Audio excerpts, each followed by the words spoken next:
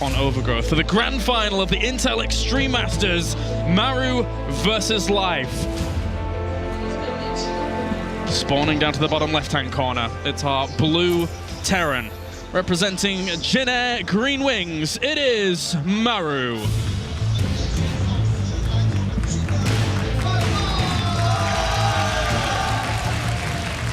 And up to the top right-hand corner, it's our red Zerg, the BlizzCon champion of 2014. Representing StarTale, give it up for Life.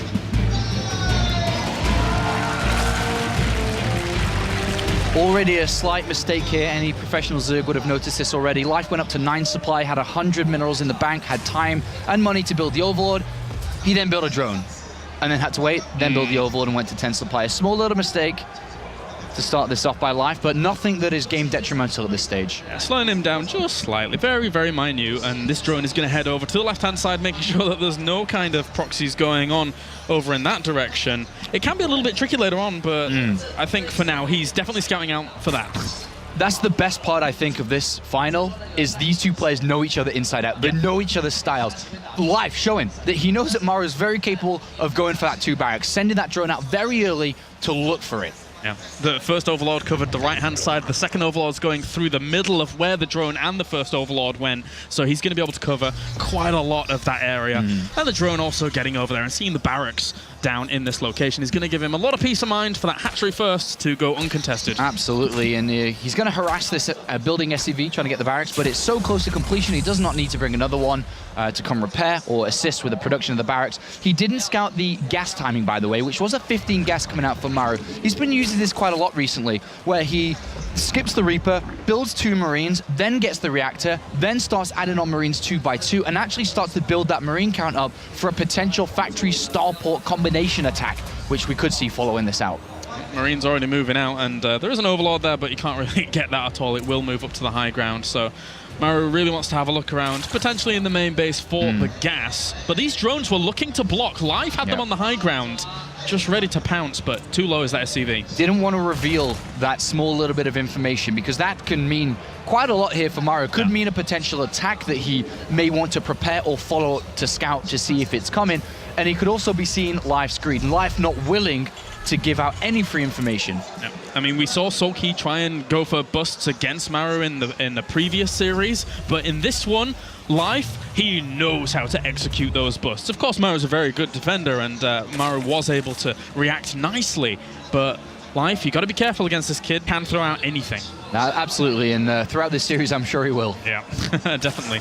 Well, Queens are already in production here. Speed gets started as well, and Maru already begins his secondary wall just to make sure he's going to be bunkered down for quite literally very soon. SCV making himself useful there on the other side of the map after scouting, went to the gold base of Life, took a mineral, brought it back, can deposit that in a little bit. That's very nice, very nice. Efficiency, that's what that is, efficiency. And more Queens going to be added on, just the third actually, probably to get that creep spread going into the middle of the map. But pretty standard opening so far, and we see Maru, by the way, going for the 3rd command center here. Very early on, not dedicating resources towards a starport, not dedicating resources towards any types of aggression. Look at this, looking for the Overlord on the high ground. It's not even there. Life preempted that and moved it down to the bottom right. And because he moved that down to the bottom right, Maru's stim is now delayed. He should have already started that tech lab on that barracks to start stim pretty fast in this game. And unfortunately, he gambled with that, hoping the Overlord was there to slow Life down, and it wasn't. Yeah, nice little move by Life in anticipation of what Maru is up to, and Barracks does land now, grabbing himself that tech lab.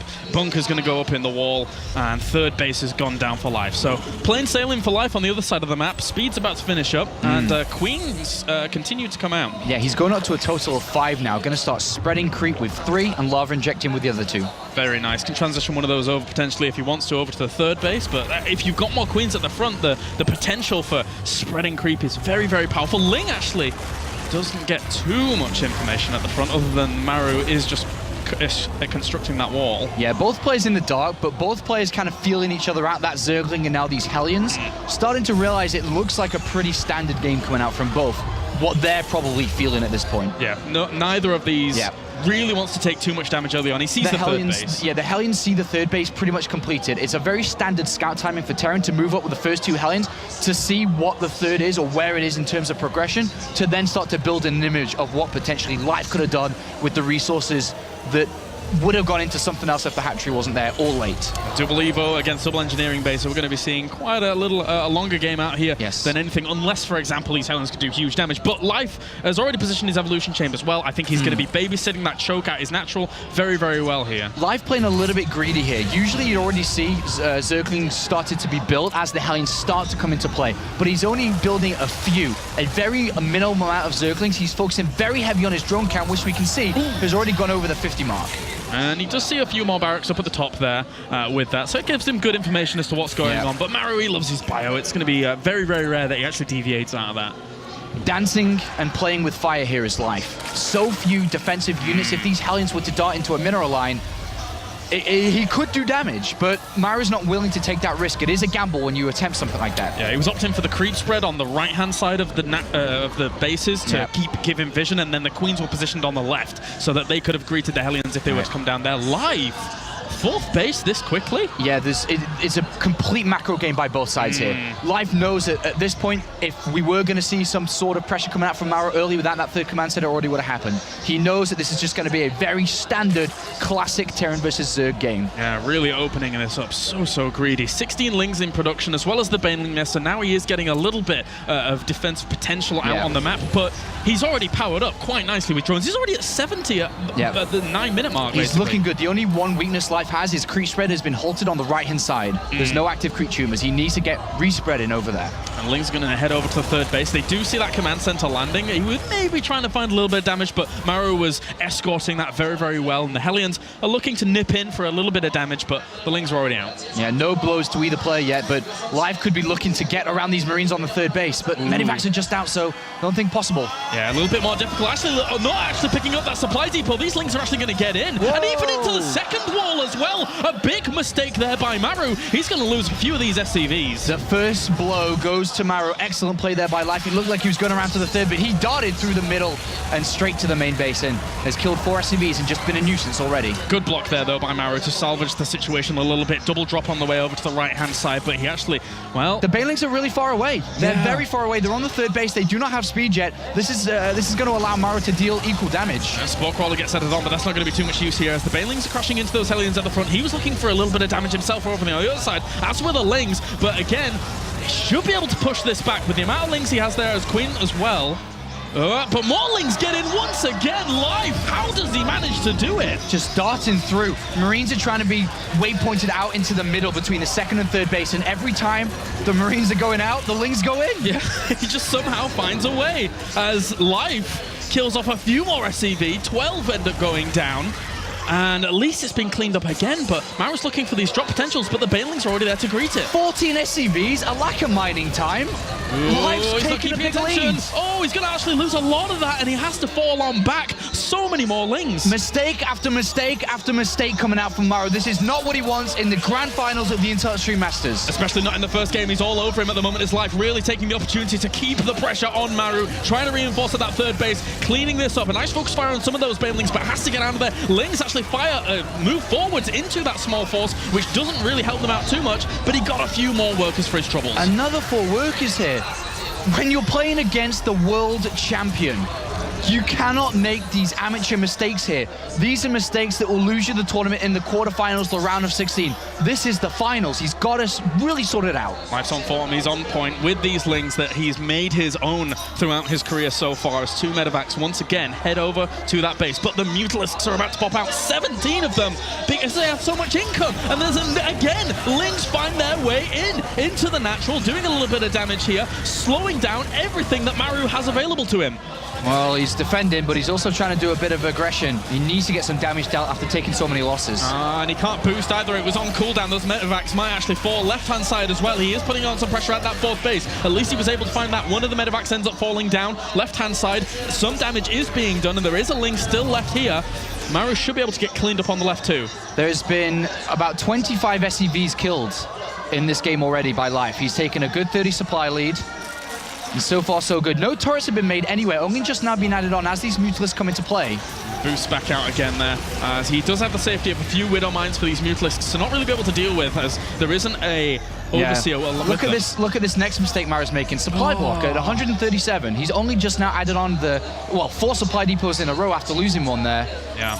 Adding on 2 Overseers now so that he can be able to push forwards with this little force. And the Banelings are morphing in. Live feels... He senses blood in the water, I think. Yeah, I think he's going to try and end the series, or end this map, sorry. That's a lot of links flooding forwards. The Banelings aren't morphed in quite yet, but the Mutalisks follow with this as well. I don't know, this might be a little bit over an extension. Maru is able to split quite nicely on the right-hand side. The Widowmines do a bit of damage, but Live can't kill him off just yet. He needs more Banelings with this to be able to really get a killing blow. And he's going to go in again. And try and do as much damage. The Widowmines are on cooldown. That's going to cause a lot of problems here for Maru, who takes a big chunk of damage to some of those Banelings at the front, kiting back as much as he can do, but he doesn't have enough bio to be able to deal with that. The Mutalisks have been able to chase him all the way back. Here come more Lings to reinforce at the front. And Life, from start to finish, has been all over him here in game number 1, giving him a masterclass on how to play ZVT. As GG, game number 1. Whoa. All right. It's a flawless victory there from Life. Absolutely flawless. Step back a second and marvel at what Life was able to do just there. Constant pressure from start to finish, and Maru got thrown aside. It's almost like a ruse, as Life entered today's tournament saying, I'm really tired. I'm not feeling very well. I had a late night. Yet, he's playing as good as he did yesterday. And Maru not feeling it. He got absolutely pummeled there. Yeah. It wasn't even close. As we've said, from Maru's perspective against the players he's played. He looks a little choked up, if I'm honest with you. And I would be as well after a defeat like that. That was very, very difficult to deal with. And if that is a prelude to the rest of this series, then Maru is going to have to step it up. So join us after the break, guys, as we go to a small commercial break, and then we'll be back for Game 2 of the Grand Final of the Intel Extreme Masters.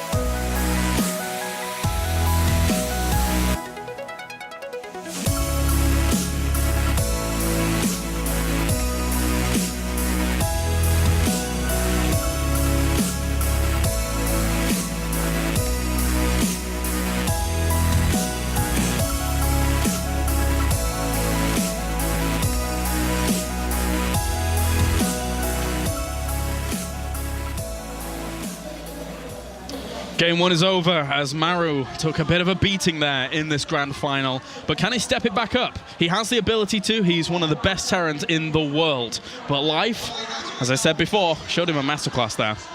He played, like I said, a flawless game. It was awesome. Every single move, every single decision was clean. He never second-guessed himself. He was making the counters, the run-bys, the defense, and very simply, a killing attack. Everything looked perfect from him, and Maru has to step it up and get to Life's level if Life's going to continue like this. Definitely. It all comes from instinct for a guy like Life, who has been so young, growing up with StarCraft. Likewise, Maru has similar instincts, but just faltering there in game number 1. You've got to wonder. He needs to compose himself. Absolutely. I want it to go to all 7 games. I'm sure a lot of people out there want it all to go to 7 games. But I mean, Life looked great. As simple as anybody at home can say, lift your supply depots, don't let the run-bys go through. It's not that easy. No. Trying to get your Marines out there to join up with the rest of the forces.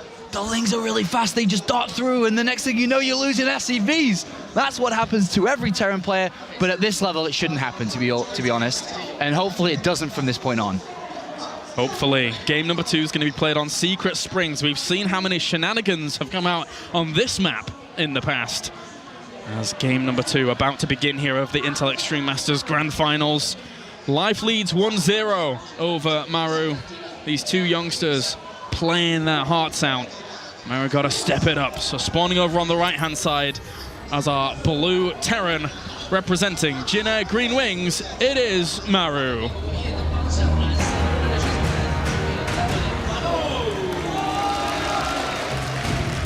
And to the left, it's our red Zerg. Currently leading this series very, very strongly, representing StarTale, it's Life.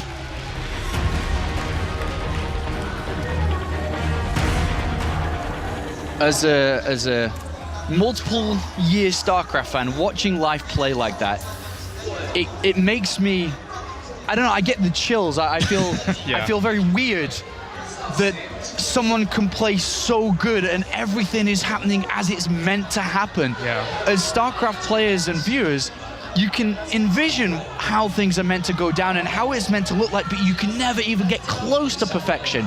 But that was so good. It was like a machine. I guess the best comparison can be like a chess player. After hundreds of years of development, everything is perfect, and that's what it looked like when he was playing there. Yeah. When life gives you lings, you make, well, when life gives you lava, you make lings, basically. Life just, he flows like water. It was so very impressive. Maru has opened up with an 11 barracks, by the way, and a second barracks behind it. So a very fast, or faster than usual, first barracks and a faster than usual second barracks here. And he's going to use the same build that he used against Solkey. Solkey went spawn and pull first, though, then hatchery, then gas. Life has chosen hatchery first, then it was 15 hatchery, then 15 spawn and pull, no gas. He's going to have to rely on queens alone in this. Lings aren't going to cut it. He needs to get queens, he needs to save energy on the queens, and he has to build up a lot of them. Yeah. Maybe add in the spine crawler as well, because this isn't going to be easy, but what does he scout? It's one of the scarier builds. The Overlord is going to probably head over. He was trying to, I guess, see a command center first to start off with this Overlord, but he's completely bypassing the fact that this second barracks is just finished up. He's so close! Oh, he's going to go. He's going to go. He's going to see the second barracks! Uh-oh. All right, well, Life, you've seen everything you need to see. How are you going to react? Because first Reaper's on the way. Fueling's in production. Queen is also on the way. Bunker going down as well. Maru is going to ramp it up from here. As much as he's seen it, he's now just got to pull off the defense. And one drone's going to get worked on already. You need good drone micro here to be able to continue on. You don't want to be losing any of these drones at all, but at the same time, against extended production of these Reapers, it can be very, very difficult to deal with. He's already working on one Reaper, taking a little bit of damage of it. Spinecrawler has started as well. So far, no drones have gone down, which is important. Good control. We have two queens in production. Going to have to walk that down from the natural to be able to deal with this, but the bunker's finished up. That does cause a little bit of problems. The Lynx actually also go for the bunker to start up anyway. Only one SCV really wants to get that, but it nice. dives into the bunker to keep it safe. Very nice. Still this Spinecrawler on the way. 3 Reapers. He's throwing down another bunker. A little bit closer to the mineral line this time as he's microing back. Gets a lot of these Lings. Very good micro here by Maru. A couple of things that Life's going to have to do as soon as he mines 100 gas, he's got to pull out of that gas to really be efficient with his income, because every little bit of income matters in this intense of a battle. Yeah, a few more Lings actually being added on here. The Queens were actually focusing down the SCV, and I think they did get it during all that, so he has to cancel the second bunker. Very important for those Queens to get that, slow this down a little bit more. So far, very clean defense here. Queens now banking up energy, Spinecrawler in range of the bunker, which has to be salvaged, and Zergling speed is on its way. Beautiful little defense so far by Life. No panic, no real hesitation. Almost one of those queens ends up falling, but manages to pull back. There's so many Lings able to push this away. Wow, he saves the queen as well. And he's got to keep that queen alive. That's the one with the transfuse that can support the other two. And yeah, now that they're out, they'll be able to zone out just a little bit. Likewise, the Lings with Ling speed on the way. These Reapers, he's hardly lost a thing here, Sean. How has he been able to manage this? He's StarCraft. He's amazing. It's unbelievable. From the first game to the second game, everything he's doing right is wonderful to watch here. I'm gobsmacked with. I'm just finding it very difficult to speak right now, and it's my job to speak. Zergling speed is almost finished. He's going to start to chase these down shortly. Still good micro there by Maru, able to get one of the queens for him. But yeah, you're right. He can't stick around here. He knew that spawning pool was wiggling. And with that, speed is on the way. Yeah, speed is on the way now. He's adding on a couple of extra Zerglings, but this rush for now is over. Good defense. Shame he lost those 2 queens near the end there. But overall, still ahead in supply, still ahead in economy. And the rush is now over without dying to it, which that is either designed to kill you right out, which we've seen earlier on, despite it being a bit more intense versus Hydra earlier. Oh, is he watching this? Yes, he is watching them, but he's still going to lose a few of them potentially here with the surround. He might be able to bring down a few of these Lings on the back mass. A little bit too overkeen there by Life to try to... There's a lot of Reapers there. Wasn't enough Lings to be able to bring that down. So at least Maru will get his salvation in bringing down these rocks. Going to stay on the opposite side of them. Can jump away, of course, via the gold bases, though. Yeah, he's going to have to add on quite a few more Zerglings now to protect this third. This is going to be easily picked off. Queens can never go protect it. Going to be jumping in the back, and they're almost on a suicide mission here if he splits these Lings well once they end up popping. And he is going to split a few around the back, comes in here, but splitting them off means that these Reapers can get a few kills themselves. Does bring down 1 or 2 of the Reapers there, though. Whoop. Then they jump on away, trying to get out of here. 1 or 2 of these are very, very low. Starting to heal up just a little bit, manages to get to the gold base for a few extra shot on those Lings. Yeah, nice micro by both sides. And going to head on home. Now there's the potential transition from Maru here. Later on, he can use those Reapers in tandem with any units that do come along. But of course, now they have lost their edge for quite a while in this game. Going to break some rocks up here, which opens up the access to the third base, which Terran will naturally take up here to the north. And even positioning just a Marine in the middle, just to keep spot on whenever those rocks are going to go down. At least he sees the effect that that base isn't too saturated just yet, or not at all. Life's going to have to start thinking about some extra gas income here, because he can't afford to get 1-1 upgrades, he can't afford the lair, he can't afford a Baneling nest. But on Secret Springs, the pace of the game slows just a little bit. The rocks up to the top left, yes, are an annoyance for Maru. Once they get broken down, his third base is all the way over to the left, which is closer to these rocks. That's why we're seeing Life break this down. But Maru is not going to take the north base, which is very common and very normal here. He's floating his third command center to the gold base. Oh, wow. That's interesting. And actually, it's going to get spotted instantly. Okay, this is going to be a very aggressive game coming out from Maru. He's gonna be basically whenever you play Terran versus Zerg, you either waypoint in between the second and third, or if you go aggressive with your third command center stance, you waypoint towards the third. Where Maru's third is pointing right at Life's third, right at Life's potential fourth as well, depending on where he takes it. But we are gonna see parade pushes right down from north to south on this right-hand side. This is going to be very, very difficult. There's going to be a lot of production coming out from Maru unless he's able to shut this down early on. Baneling nests as well as Leia being added on for Life. Very, very normal stuff. He's actually making a lot more Lings to help reinforce any Lings that he already has and looking to swing on around. Is he just going to go? He could overwhelm this gold base. Yeah. Depending on how many Lings he gets out. I mean, you cut reinforcements off so well between these two locations. 1-1 is almost done. It's about 50 seconds away from doing it. There's going to be a lot of Baneling, Sean. Because he knows that Maru is looking to take this gold base and really get this connection between his main base and the gold. And it looks like Life is just trying to cut it in half and just completely stop it. What if the supply lines are cut off here? He loads up a drop to try and help out the idea of these Lings doing a bit of damage here, but that is still a lot of Lings. And still more being produced, they're being banked up. Yeah, and the Lings have to go all the way around to even get close. And they're trying to get some of these Marines on the back. Good micro here by Maru to get as best a trade as he can. Yeah, I'm not sure this is going to work, this kind of idea. Maybe... He needs a ton of Banelings. Is he going to try to Baneling bust through, through the wall here and get into the main base? Oh, how many Widow Mines does he have? He has 2 on the way. If he has Widow Mines in good locations, maybe that can help out, but he actually goes for the drop on the other side. Maru is elevated 3 medivacs worth of units over past the gold base towards this third. He could be completely out of position. And there's also Banelings there as well to be able to try and deter it. The Widow Mines are actually burrowed. If he loses those, a lot of his defensive potential goes down. He's going for the aggression on the right-hand side of the map as well here. The Banelings are going to force the lift up and has to go home. And the Banelings are in the base. Life so Lings attacks and defends. Oh my god, he's going to lose so much here if he's not careful. He needs to separate everything up. All the reinforcements are being cut off as they come out of the barracks. He's trying to bring back all of those medevacs as this is going on, but he's lost so much back home. And there is a lot more Zerglings on the way to the other side of the map here to continue this onslaught.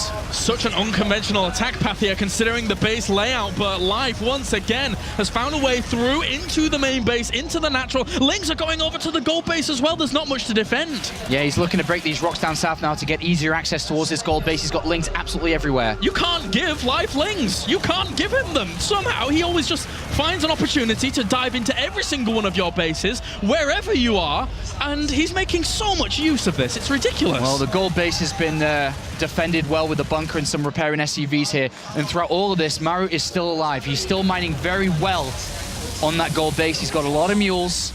He's stabilized. It was a good defense regardless of how much aggression have been put on towards him, but Lings still flood in. These rocks down the bottom have been broken up. A big Widow Mine hit kills off a lot of those Banelings. That's exactly what Maru needed here to be able to turn this around a little bit. Well, the onslaught has stopped now, and Maru continues on with his original plan and original strategy. Yes, he lost a lot of SCVs, but this gold base is really powering him up pretty strong here, having a lot of SCVs mining minerals here. And throughout all this, Life neglected the Spire and his fourth base. He really wanted to win the game there and then with that type of strategy, but it didn't work, and now Maru is the player who's looking to try and get a lead, a big one. Those 3 Widow Mines are absolutely clutch here if they are able to do some damage, but actually they go down to about 4 or 5 Banelings. There are still a lot retained there for Life behind that, and now it's only Marine. He may have to pick up and get out of here. That's a lot of Banelings. Oh, he's actually going for aggression on the other side as well. Those Widow Mines aren't actually burrowed. Does burrow them. Are they going to be able to do too much here? A good split again, and the defense should be able to hold here for Maru. Well, 3 Medivacs looking to deal damage here. No Mutalist out. Very difficult to stop them bouncing between these 2 bases here. A perfect position to go from this base here to lift up to go back to the thirds. He's on top of some of the production, and those Banelings should be able to once again shoo this away. But you're right, he can bounce between those 2 locations. So annoying for a Zerg to deal with. Does he get the SCV line? Oh, he reacts. Oh, he's going to go back. That bunker is causing a nuisance, and some of these Banelings do end up falling. He gets a few of them, though. 14 have gone down in that window of time. Also another wraparound here. This fighting never ends as Life continues to go for this round. Maru has to pick up and get back out again, but he is up in terms of supply and can continue that assault down the bottom right. Life lost a lot of workers here too. He lost about, I don't know, it was around 10 or something, but he's not mining gas efficiently right now. On his natural, he's not mining properly, and on this third base down there south as well, he's not mining. You need gas. Banelings and Mules are crucial in the defense. And Maru dropped a scan up at the 4th base location to find out how well he is doing in this game, and I think he's probably quite content with his position down here. Even drops it at the gold base as well, confirming how much of a little bit of a lead he's got going into this 3rd base. All he's got to know is his income is higher, keep the pressure on this 3rd base, and you will eventually break it. Very difficult for Maru Life to deal with here, I should say. With only 4 Mutalisks, it's Banelings only that are really trying to keep him in this, and even his Mutalisks can't get too much done at that gold base. So what a great choice it was by Maru to eventually have this gold base pay off for itself, and now the aggression just keeps on going. Just keeping on adding on units. Whoop, that Widow Mine didn't do too much up to the north. It caught some Banelings down to the left-hand side, but trying to flood across it, and that Widow Mine got a lot of the Banelings on the retreat out. Maru still with a good 30 supply lead here. Yeah, the problem that Maru's facing now is he's keeping half and half. His half army back at home and half army attacking because he's not sure if the counterattacks are going to continue on like they have done for the rest of the game, and now that other half has joined in. From this point on, you can go back to what the very basic plan was, is to rally all the way through now. Life doesn't have enough resources to counterattack all the time like he was doing before, where his income was much higher. Maru just needs to get everything down this location. And because he was so behind in terms of his tech before, he hasn't really had any opportunities to shut down this Widow Mine field that has been created here. As he tries to push in again, the splits are good, the Widow Mines do their job. Life is really on the ropes at this 3rd base. If this ends up falling, then you can say goodbye to Life in this game, as the Mutalisks aren't going to be able to do enough here to be able to push back all of this. The reinforcements still keep coming for Maru. Yeah, and they're also pretty fast coming across here for Life as well. He's very good at getting reinforcements over there as well, but when these mines recharge and more units streaming across, if you look at the minimap, Life must not lose this hatchery. It is so important to keep this alive. If it dies, it ends. It's that simple. It's such a safety net to have those Widow Mines to retreat back to here for Maru, as Life is trying to find a small engagement here and there. Drops a scan, sees how many Banelings are morphing in, decides to poke forwards. Those Lings are trying to go for this round. They don't get it. Picks up, gets out of there. Really good reaction times here by Maru, just to be able to pull back this army that he is keeping good eye on. Widow Mines have moved up another level now. So many of them as well. They just keep on moving forwards. The Mutalisks get hit by one, and as this continues on, it gets harder and harder for Life to really do anything. Maru is absolutely strangling him here. And he's got his +3 attack and +2 armor on the way. There's So many good things going well here for Maru. Oh, another good Widow Mine hit. Kudos to Life for holding on as long as he has done, considering the deficit of supply, but there's not too much that he can do. Bailing actually gets a really good shot on some of those Widow Mines at the front and does shut those down.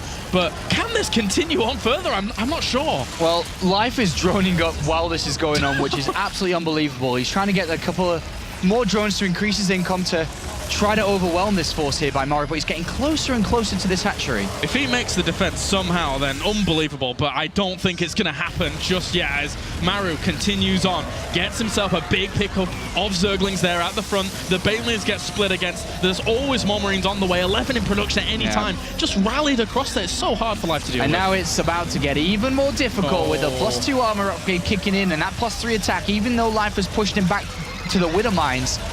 Now let's see him compete against these Marines. They're leveled up.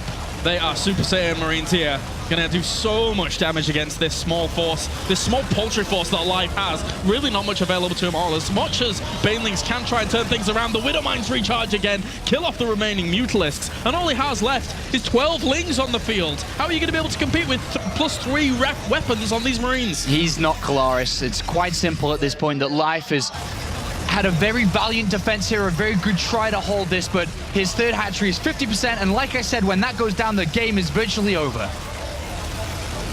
Such impressive aggression. GG, two goes to Maru. He ties up the series 1-1. And that, again, fights from start to finish, just like in game number 1. Life just kept on the pressure. Likewise here, the shoe is on the other foot now. Maru kept on the pressure, whilst he was even being counterattacked and was able to deal with it pretty darn well. Very cool series so far, with just 2 games gone into this best of 7. Life still sticking to how he played in game number 1 and how he's played for the rest of the series, never second-guessing himself. He saw the gold base being taken and said, I am going to try to cut this lifeline in half that you're trying to waypoint through the middle, and you can't possibly defend 2 locations at once. If I'm able to get right in the middle, you choose which one you're going to defend, and the other, I will attack. That was a great decision. It was awesome to see that that was his plan to combat this. But unfortunately, Maru was able to defend in 2 different locations. And from that dedication to that strategy from Life, he cut out the Spire. He cut out his 4th base, and he went gung-ho with Ling production and Banelings. And eventually, when it didn't work, Maru just took a natural advantage. His Medivac use was great, and he got his plan intact. From the gold to the 3rd of Life, and it was all about the parade push. The typical parade push that we've seen over the years of Terran just waypointing their units, rally pointing their units to the economy of the Zerg, and eventually wearing them down to the victory as we saw. In theory, it's all good, and even in real-life conflict, it's a tactic that is employed quite often. Cut off the supply lines, cut that in half. Didn't quite work there in game at number 2 for Life, even though the idea was cool. But now, Maru ties it up 1-1. So, his 3rd map is going to be on Deadwing, I believe. I'm really hoping for cross spawns. I'm really, really hoping that we do get cross spawns so we can have a nice long game between these 2. But that was Maru showing that, yes, he is able to compose himself, because there was a lot of pressure hitting him, and he was able to deal with it. So that's that gives us good hope here as the series continues on to see a very, very long one. And it's always nice to see with the Intel Extreme Masters as a global event, traveling to many different continents, many different countries, all the StarCraft 2 fans that come out here. There's a lot of people. There is a lot of people in the audience right now watching and cheering for their favorite player between the 2. And if you're a StarCraft fan, you know who the hell Life is. You know who Maru is. And it is a pleasure for us all to sit here and enjoy this for the next hour or so. It's 1-1. It's so close between the both, and we could see it go the distance. I can see the excitement in you, Sean. So let's get into it. Game number 3 now in this best of 7. As we have spawning up to the top right-hand corner, it's our blue Terran, it's Maru. Down to the bottom right-hand corner, we have our red Zerg. After falling in the 2nd game, can he take number 3? It's Life. Whew. All right, game number 3 now. Deadwing in these positions, like you said, cross positions is nicer for the Zerg, I would like to say. It's a little bit easier to take good fights in the center of the map, and once you get to that late game, if it's at an equal stance, you just feel a little bit more comfortable with the way that it's playing out. In these positions, it can prove a little bit more difficult here. The parade push through the center, taking the Xel'Naga Tower, holding that Xel'Naga Tower as your kind of your base where you set up camp and the fire, and it's the outpost, man. it is the outpost, and that's what Maru will want to do if it does get to that stage of the game. And then just kind of choose what he does from that point, whether he just pushes through the middle, drops to the main base. There's a lot of different ways that he can play it out from that. Yeah, look at him checking everywhere, making sure nothing crazy is going on. At least for him, he sent his Overlord in the correct direction to start things off. So we'll be able to spot where his opponent is. Although, I mean, you don't really have many options where you're going to send that first Overlord, unless you were going crazy and going for cross positions. I do like that Maru's playing against his image that he's created for himself over the years. As we see Life playing into that image with the drone scout, looking for the 2 barracks, when in reality it is just that command center first. So what's Life going to opt to do? He goes for the spawning pool after hatchery first, and this drone manages to spot the fact that he isn't up to the top left. So again, just checking if anything crazy is going on. And it was a pretty, not a pretty late, but a later spawning pool than usual here. Life saying, well, if you got a 2 racks, I would have seen it, so you're clearly not, so I can get away with that slightly later spawning pool.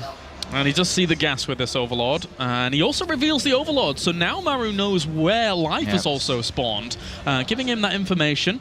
You don't have to, but he does. Yeah, Life wants to get this Overlord all the way behind the base. He went in, saw the gas, so he knows this is a command center first. He also now says it's not a double gas, which is an older build from command center first, so he can go command center first, barracks, then double gas, which is very fast Hellion Banshee and can play a very technical Terran matchup from that, but he knows that's not going to be the case here, and the Overlord's going to get in prime position to poke in again, to have a look if that third's there, and also just kind of check what this barracks and potential factory location that area is up to. Third hatchery on the way. Is there any potential for Life to go for something very aggressive on this map, considering there isn't a ramp into the natural base? Yes, depending on what he sees with this Overlord, because he'll be wanting to keep eyes on that single gas in the back. Inside the main base there that Maru, there's 1 gas being taken, and he'll want to keep an eye on the other one. Is that taken? Is the natural being taken? And if he saw it was just 1 gas, and that we could see a third command center play come out from Maru, yes, he could try to do something.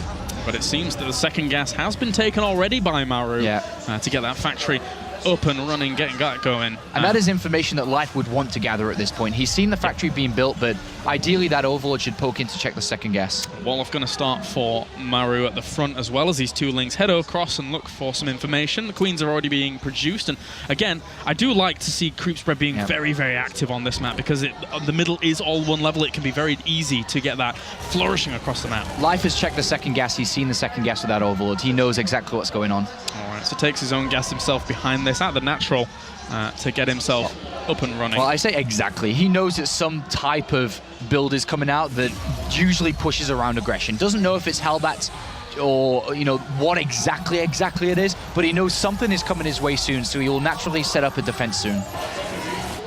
From there on out, the creep spread's going to begin as it chooses with that third queen just to go for the creep tumor before the lava injects. It's actually pretty difficult to spend all of your lava this early on in the game of Zerg, so you may as well get that one going. And he sees the star pot on the switch up onto the tech lab. He sees the tech lab, so he knows now that he's playing against Banshees, Hellion Banshees. So he's already got quite a few queens out, 4, with a 5th one on the way. And now he's going to have to choose how he would like to defend against the cloak, which is inevitably going to be on its way. And a very easy and simple way to do this is just to add a spore crawler in each and every mineral line and try to minimize the amount of damage that these Banshees can do. Yeah, not quite as efficient as the Overseer option, but you have to take that hit. You don't necessarily want to be investing gas into your layer this quick. You'd rather have some Zergling speed going on, especially after only taking the 1 gas around the 550 mark. So, and adding on the double evolution chambers to really make sure that he's going to be getting those upgrades nice and fast here. Yeah, and notice how he's not rushing out the spore crawlers. He's waiting for the perfect time to do so. Oop. And with waiting for the perfect time to do so, means that he can get as much mine from those drones that we're going to turn into the spore crawlers before he actually does. And so there's the first Banshee on the way now across Second one gets put in production as well. Double engineering bay goes down. And he did see the spore crawlers and decided not to, do anything with the cloak. It's still very useful. You can find small pockets, despite spore crawlers being active, where you can use those banshees to good effect. Yeah, just very standard opening here from Maru. Just factory, starport, so Hellion Banshee into third command center, into engineering base, into extra production. Yeah, trying to find a little bit of an angle. Spore crawlers covering that. Not too badly, though. Gets himself 2 drones to start things off. But it's going to be melee upgrades from here on out. Life loves those lings, as we've all seen already. Ideally, as a Terran player, you do want to see damage dealt from these Hellion and Banshees. And 2 drones, not really sufficient enough. For the investment of Cloak and double Banshee here. Yeah, he's up to 62 drones already, going up to 70 very soon. The Overlord does end up dying, but that really got its job done earlier on by seeing things. 4th base is going to be added on here for Life, and that Banshee might just have seen that drone heading down there, so might chase. Life knows exactly what he's playing against. With that scout of the barracks, he knows that by process of elimination and just kind of understanding the timings of how Terran is, if the barracks are being built now, there is a third command center that's been built before. He doesn't cancel. That's a nice pickup there for Maru with these Banshees, considering that they couldn't get exactly to the mineral lines that they wanted to. So a full kill on that hatchery is a really nice start. But he is already playing against a 70 drone Zerg on 3 bases, and it's about to be 79 drones as 9 more have been created. And Life's just had a free ride to Drone City for the last 10 minutes here. He's had minimal amounts of defensive units out. He's got very good creep spread already, and he's got a fantastic economy. Yeah, he didn't necessarily need to spread the creep towards the 4th base just then, but if he does, it means that he can actually defend that from those Banshees with the Queens if they want to come. If the Banshees want to come back, he gets all of the Hellions in the middle of the map. Yeah, and the Lings are... he gets all the Hellions, and then he adds on 20 more Zerglings here. I'm not sure if he's just trying to build up his army count, because he can, because he's already at 80 drones, or if he wants to try to get a bit of damage done to this third. With 2 Banshees out, I don't think that's the right choice. I think he should just be building and starting to morph some Banelings back home for the next push, which technically should be on its way by now. The Medivac should be out. I think, yeah, there they are. The Lings were already under pressure at the front, even just a few more drones being squeezed out here as Baneling speed is being added on, and Maru starts the potential drop play over on the right-hand side. Overlords are there to be able to spot at least. Look at the defensive sport crawlers that were used for the Banshee at the start, now been positioned to prevent drops hitting him in the back while he's focusing on the fights at the front. Yeah, no need for them to be in the mineral line. If you're layer tech and you can have an Overseer trundling around with your potential defensive Queens, etc. As Lings will react over at this 4th base, along with Banelings too. Also, the Banshees causing a little bit of havoc from the air whilst that drop's going on. It's a nice little synergy move there from Maru. Ooh, and getting this Spore Crawler, keeping that Medivac alive. Good reactions there by Maru as he drops on in, but he's going to have to pick up and get out of there. And he's going to switch down to the 4th. A nice position here for Terran to go in between these 2 bases. And these Marines will probably be cleaned up. Still no pickup, so regardless, gets pushed away. And more drops being loaded up. At this stage of the game, as a Terran player, before your 2-2 is ready, you're looking to do as much damage as possible with drops, and these 2 Banshees, of course, because he's got them out, to slow the Zerg down for when your 2-2 is ready and your army size hopefully is now bigger. Because you've slowed the Zerg down, you can look for a killer fight. And he's going to actually have to be pushed back again here. Drops a few of those Marines because there was only 1 Baneling, or a couple of Banelings there. Drops a few as he picked them up to trade off. And actually, in fact, that was a pretty good trade if he's able to get out with the Medivac and also distract as he jumps into the natural with some of these Widow Mines that are going to do some damage to the drones. And he's also got a good position against these Zerglings as well. Oh, but the Baneling manages to squeeze through. Maru's harassment is really good right now. He's killed a lot of drones already. I think it's about 10 actually in total over the last couple of minutes, or at least some that have been transferred into some static defense, but 10 drones, a lot of harassment. He's killing creep in the middle. Very good play here from Maru. Yeah, that first game really seems like a blip at this point, as he is playing a lot better now in game number 2, game number 3, likewise, pushing through the middle, keeping up in terms of supply. But as much as he has slowed Life down a bit, Life's still got a very sizable army, so Maru doesn't want to overextend himself, go too far on creep, or something along those lines, because look at the size of Life's Baneling count and Zergling count. He'd overwhelm small amounts of an army. 2-2 about to finish up here for the Terran on that bio, and he actually does push forward. So the Widowmines did a lot of damage to his own Marines. Oh, but he gets a lot of Banelings with that extra Widowmine. And he's going to pull back for now. Life pounced on that army because he saw 2 Medivacs lift up with 15 Marines. And he went in, and he had a bad trade. which means the two medivacs are going to do a lot of damage because he couldn't even win the fight that he hoped he would with these units missing. Yeah, Maru's doing really, really well at the moment with his position in the middle and also this drop heading on down to the left-hand side. It could do quite a bit of damage in that third base. There's only one Queen, one Spine Crawler. The forces are going to have to come back to deal with that, and they are, but there's already quite a sizable bit of damage being done. There's one Widowmine there that could cause a bit of problems, and it does get a lot of drones for himself.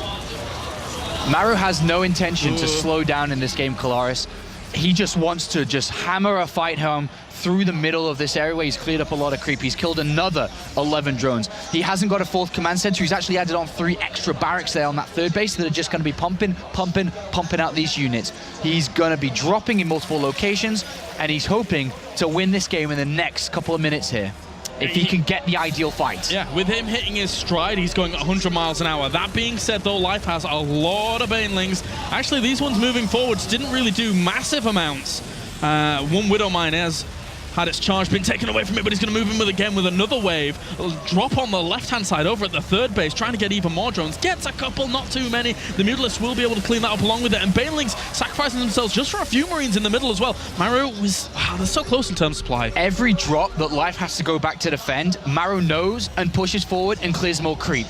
He's waiting for the creep to really go back. Hold that thought, though. Life's going to jump in on this. Whoa, that's a lot of Lings. Are they going to try and get the surround here? They do manage to get a bit of a clump at the front, but the splits are still good here for Maru. He picks up the Thor, gets that out of there with a very weak medevac. Wow, that save on that Thor. Whoa, Ooh. Life pounced on in that fight, and that was a really good engagement taken there by Maru. The splits were great. He's fighting with the majority of his forces off creep. He picked up the Thor.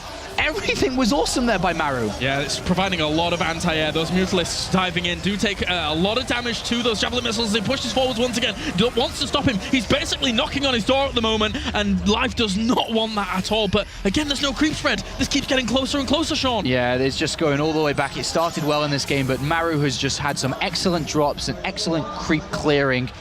And from this position, it's just rebuilding up again. There's no need for him to rush this out. He's got his fourth now down. He's got his 3-3 on the way. He can slow the pace of the game down now. Just regather his troops, set up position, and go again. As he moves to the edge of creep, the very edge.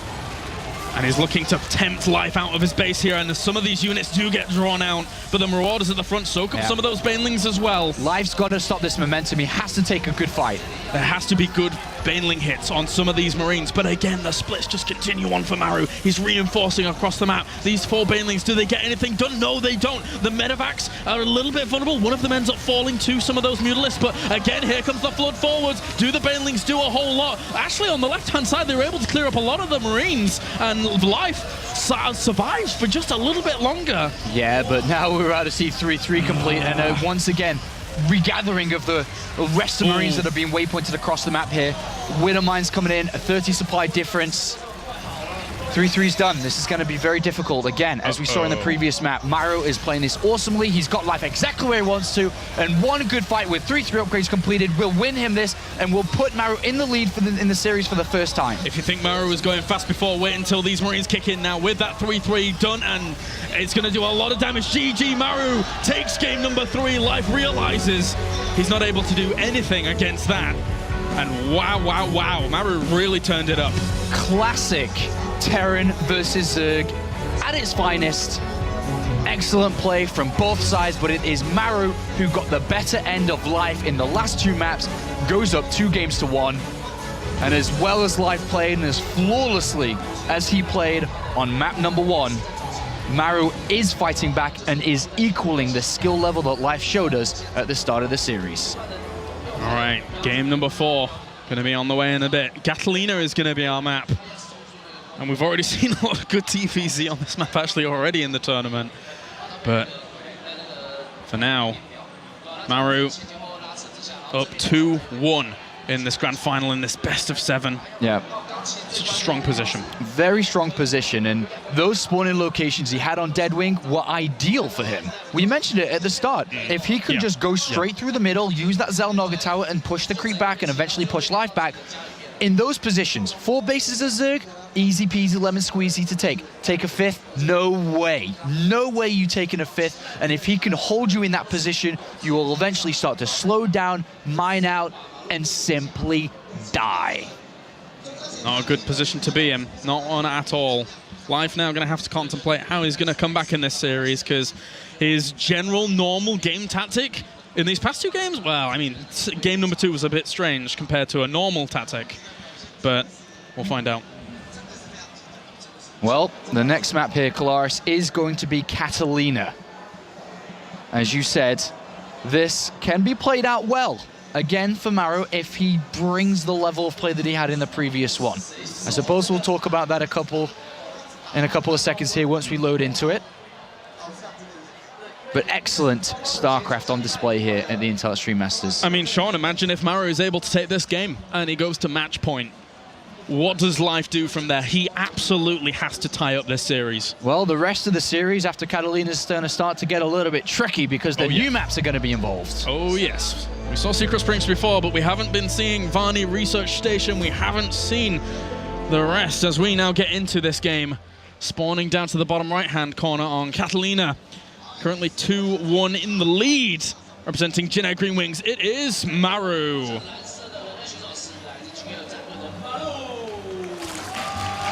And over on the left-hand side, as our red Zerg, representing Startail, it's Life. Okay, there's going to be one already location of danger that Life must focus on, and it's going to be the south side of his main base. Is a very weak point the longer the game goes on here. Drops are going to be so simple. Well, put it this way. He will never expand to the center of the map here, where that location is slightly east of his base. He'll always be going north away from the Terran. But the Terran will be pushing through the middle and can very easily send 1 or 2 medevacs to the left, which would then be into Life's base. Very easy for Maru to do that, very difficult if Life's out in the open to fall back and defend. That will be a weakness for him. As you said before, the image that Maru has built himself is just constantly scaring Life into scouting, positioned anytime. Yep. This is the most common location for a Terran 2 tri-proxy. You can't put it anywhere else, really, unless you're being really quite crazy because of the distance between the 2 potential spawning locations. Maru's a nutter. He can just 2 barracks in any map, in any series. It doesn't matter. You can never predict when it's going to happen. And Life just checking for that. So, for now, does see the barracks up there, giving him that peace of mind once again. It's going to be the Reaper opener, as that spawning pool does end up being thrown down from Life on the other side of this. Again, I've got to reiterate, if Life does not win this game and Maru goes 3-1 up, I'm not sure how he's going to stop Maru. I'm really not. After seeing these last 2 games, he's played brilliantly, has Maru. Brilliantly. It almost feels at this level of play, one mistake, and if you give your opponent the advantage, it's over. It snowballs. It's over. Yeah. You really have to go toe-to-toe throughout the game. And if you... Well, I mean, we've seen it. Look in map number 1. Give it the advantage to Life, it's over. Map number 2, give it to Maru, it's over. Game 3, the same. Yeah. I mean, if you think about how game number 2 started, and then we show you the game later on with the goal boost being taken and Maru putting on the pressure at the 3rd base, the defense from Life was brilliant. But apparently, in the end, not enough. This is a cool trick I've seen from Maru do. He's actually been doing this a lot recently, bringing the SCV to hopefully get an easier drone kill, which we've just seen. Yep. Loses himself an SCV as well, but mules are a factor in this matchup too, which does help Ann out. And the Reaper is going to continue on that with that aggression. Good micro there by Life, though, to save those extra 2 Gonna get drones. a second. Oh, one more shot. Needs to build like a spore crawler or something, but he doesn't have the money. Reactor. Oh my... Oh, he gets another one. You can't build that many assimilators. He's just gotten 2 drone kills, and he's forced out all these links. Yeah, that's a lot of links. It's 8 Zerglings, and you usually see 6 is the comfortable number for a Zerg player. He's like, okay, I'll build 6, fine, you got Reapers. Assimilators, spore crawlers, anything. Panic. Well, pulls another drone away and doesn't lose another one. There is a 3rd Reaper on the way too, so this is not over yet. Wow. Just keeps on going with this pressure. And again, you know, it's what we've seen. Start to finish, both of these guys have really been in each other's faces. And now the Reapers are going to join up. He could even try to grab a Queen kill. Yep. Micro him back against this. Still, there are 7 lings there, so they really need to buffer for this Queen, but that's a lot of damage already done. If he's able to get back in. The Queen's already dead almost. This is not looking great. This is unbelievable control from Maru. Very, very clean. And he might get another drone as well. Oh, almost getting pinned up against that wall. Doesn't. Wow. Oh, he loses one of the Reapers in the end. Good by the Queen to focus that down. Yeah, but he forced out 4 more Zerglings there. You never want to be building an additional 4. So well done by Maru to start things off. Command center Very behind good. this. Extra gas going down. Hellion production has already begun here for Maru. And also a starport. Ooh. Well, with the amount of damage you took earlier on, it does slow little things down like that. And when you have to be forced to make a Spore Crawler, also when you don't have as many drones as you used to, it has knock-on effects. And he's going to go Hellion Banshee again, off the back of 3 command centers. So this time it's just the reverse of the setup here, where off the command center first, he went for the Hellion Banshee and then went 3rd command center. This time off the Reaper Expand, he went 3rd command center, and now he's going for the Banshee afterwards. Very good build. 3rd base now on the way for life. Gonna head across with just a few of these Hellions as well as the Reapers to complement. Very annoying composition to deal with. How many Lings does he have? He's been forced to make another 8 Lings, 10 Lings. Baneling Nest's on the way. Live has no idea what's going on in this game. The Baneling Nest could be for an attack, which would be pretty wild, but it also could be for defensive reasons. But the way that he's not scouting is like he doesn't care. Ooh, yeah, that's a lot of Lings now as well. It seems that it is just going to try to bust. He's just trying to break this, but with Banshees and an Armory on the way, Hellbat's in defense with Banshees in the sky. And if he pokes up and sees that many Lings, look, Live trying to hide the amount of Lings he has as he was poking up there. He may change it. Will he change his mind? I don't know if he's going to change it. His drone count's okay, but he's seen the second gas. He's seen the Armory. If he does change his mind, look how much lava has gone into the investment. I mean, maybe he's anticipating 6 Hellions coming along. He's gonna go for it. There's no doubt. He's gonna have almost 50 Lings. When does Maru click though? Yeah, he only sees a few Lings in the main base. There's a lot of Lings that have escaped his vision that have gone through the center of the map. Yeah, they're heading across. There is that Banshee. Is that the Banshee just below them? I don't think it saw them. No, he didn't. I've been watching it. This Hellion will though. It's a little bit open. He could actually flood on in. It is open unless he walls off. He's got to build something. The Hellion! Oh, the Hellion doesn't even get the block either! And now the Lings are in, and they don't get past the second wall. But Baneling's already morphing in. Reinforcements from Maru are going to have to come all the way back from the main base. Pressure is off Life, but it's on Maru's doorstep. Well, is he going to be able to make this defense now? That's a lot of Banelings morphing in. The Hellion's going to be very, very careful about how they're going to deal with this. If these Hellions die, oh boy. He needs to just micro. He's getting a very small choke. Actually lowers the supply. He pulls Lings from the back. He gets a bit of a surround. Going to catch off a lot of these units. There's still Banelings alive, and he's getting more and more Lings rallying across the map here. How much is he going to do? I think Life's starting to feel that he might not be able to kill him here. He has gone back to drones, but Banshees are doing a lot here. He got himself 21 workers. He needs to wall off. 21 workers falling during all of this. More Lings are on the way, but with 2 Banshees there now, it's too much firepower. He's got to just one structure wall off here. And then he should be fine. He's well, I guess he could let the units filter through to get maximum splash damage from these Hellions. I guess that works as well. That does, actually. Lining them up nicely. But those Banshees need to find those Banelings. He's actually going to try and go across the other side of the map. I mean, the majority of the aggression has subsided, but a few Banelings are going to do a little bit more here. Well, yeah. Straight through. Ooh, the Hellions lined them up once again. Banshees coming back there on the other side of the map. They have to come back. I think it's continuing on, but there's not that many. There's just drones, drones, drones. After this, he could have kept going. I think he could have defended this with the Hellions alone. Yeah, probably. And Maru now sends the Banshees back upon realizing, but it's 60 drones to 30 SCVs. And the Spore Crawlers all over the place to protect in case there is Cloak, which there is. So, is this enough here for Life to have a very sizable lead? Yes. It's going to be a good opportunity for him to tie it up 2-2. Maru can start to bring it back, though, depending on how much damage these Banshees get. That was a weird little Banshee shot there as the drone dived into the extractor. The missiles flew off to the left-hand side. Never seen that before, but they are looking for a little bit of damage. Do force a bit of mining time lost at that main base. And Spire's on the way with centrifugal hooks as well. Yeah, and I think that we may see a Baneling... Okay, no. I was thinking maybe a Baneling Mutilus attack could come as a follow-up to the mid-game, but there's the Evolution Chambers now coming in, so he will want to upgrade soon. Likewise, Maru getting his to continue his, or start his, should I say. He never linked his main base to natural with the creep, so those Queens had a bit of a hard time getting back to reinforce. 10 drones, by the way, so yes, at that point when you asked me, yes, it was a lead. Now, is it a lead? starting to become questionable. There's a lot of damage these Banshees have got. Imagine if the Banshees had actually gone as he was defending with the Hellions at that very last wave. They could have even got more. So 16 drone kills. very nicely done. And there's another Banshee up to the north looking to find a sweet spot. Doesn't find the sweet spot out of vision, but finds it out of the range of the Spore Crawler. And that Queen does a bit of damage, but gets a few more kills. Very nice set of drone kills there. 18 after that Banshee harass. 1-1 on the way for Lings now, whilst we have 1-1 starting for Maru behind this for Bio. So once again, the transitions for these guys, very, very similar. But as the game goes on, we've seen how explosive Maru's macro has been in the past couple of games. And there's only 3 Queens, which means creep spread is lacking here. And he's going to have to sacrifice lava injects to get this creep spread going. 4th base going to go down for life up to the north, but these Lings, don't think they can really do too much. I mean, those Hellions as well as the Marines situated in front of these bases should be able to push this back.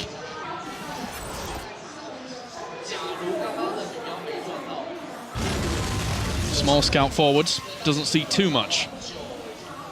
Wrapping around with the side. Ling's going to try and go for a bit of damage here on this 3rd base, but the army's already there positioned. Not enough Marines, though. But with Banshees and Hellions in support, that's enough. This potential timing coming up from Maru when he gets his Medivacs out is going to be pretty good. When he gets all his units together, pretty much, it's going to be a nice opportunity for him to deal damage. He has an armory from very early on, and he's kept a lot of his Hellions alive. There's 5 Hellions and 3 Banshees. Yeah. If Banshees were targeting down Banelings, for example, while the Hellbats and Marines with Medivacs and 1-1 start to fight. Oh, that's a shame for him. Running straight into the Overseer and Mutalisks. Has to try and divide them up to get them away. And will, with one of them for a little bit, maybe some damage. Even a Baneling or 2 here is going to be worth it, considering that they're almost sacrificed at this point.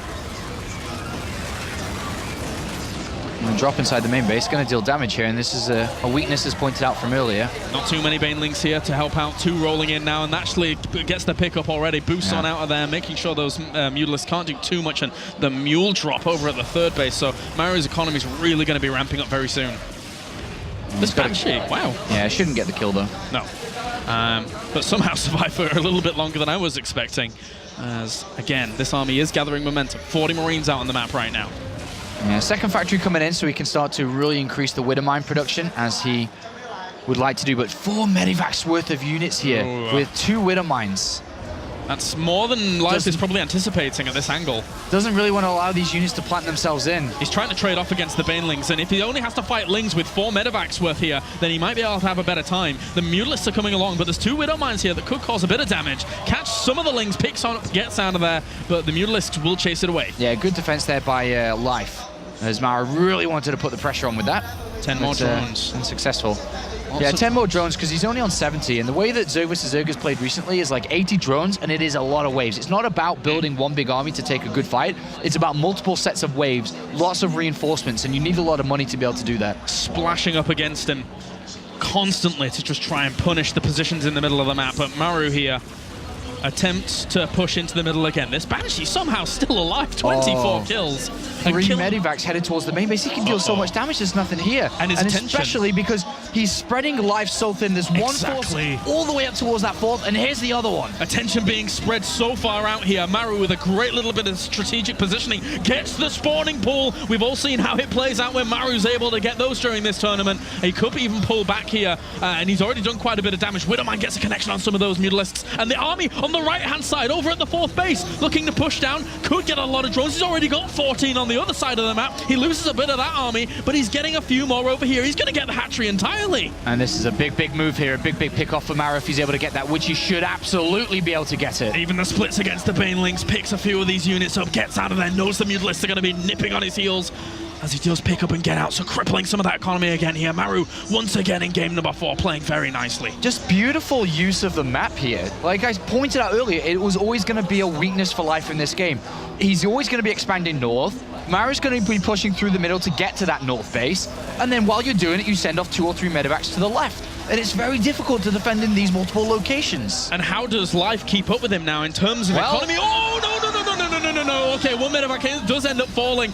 Good reactions from Maru, only losing 1 of the Medivacs. If he'd have lost it all, that could have been the comeback there for Life. But again, the 4th base going to end up falling. Yeah, it's going to end up falling there, and there's a 4th on the way for Maru here.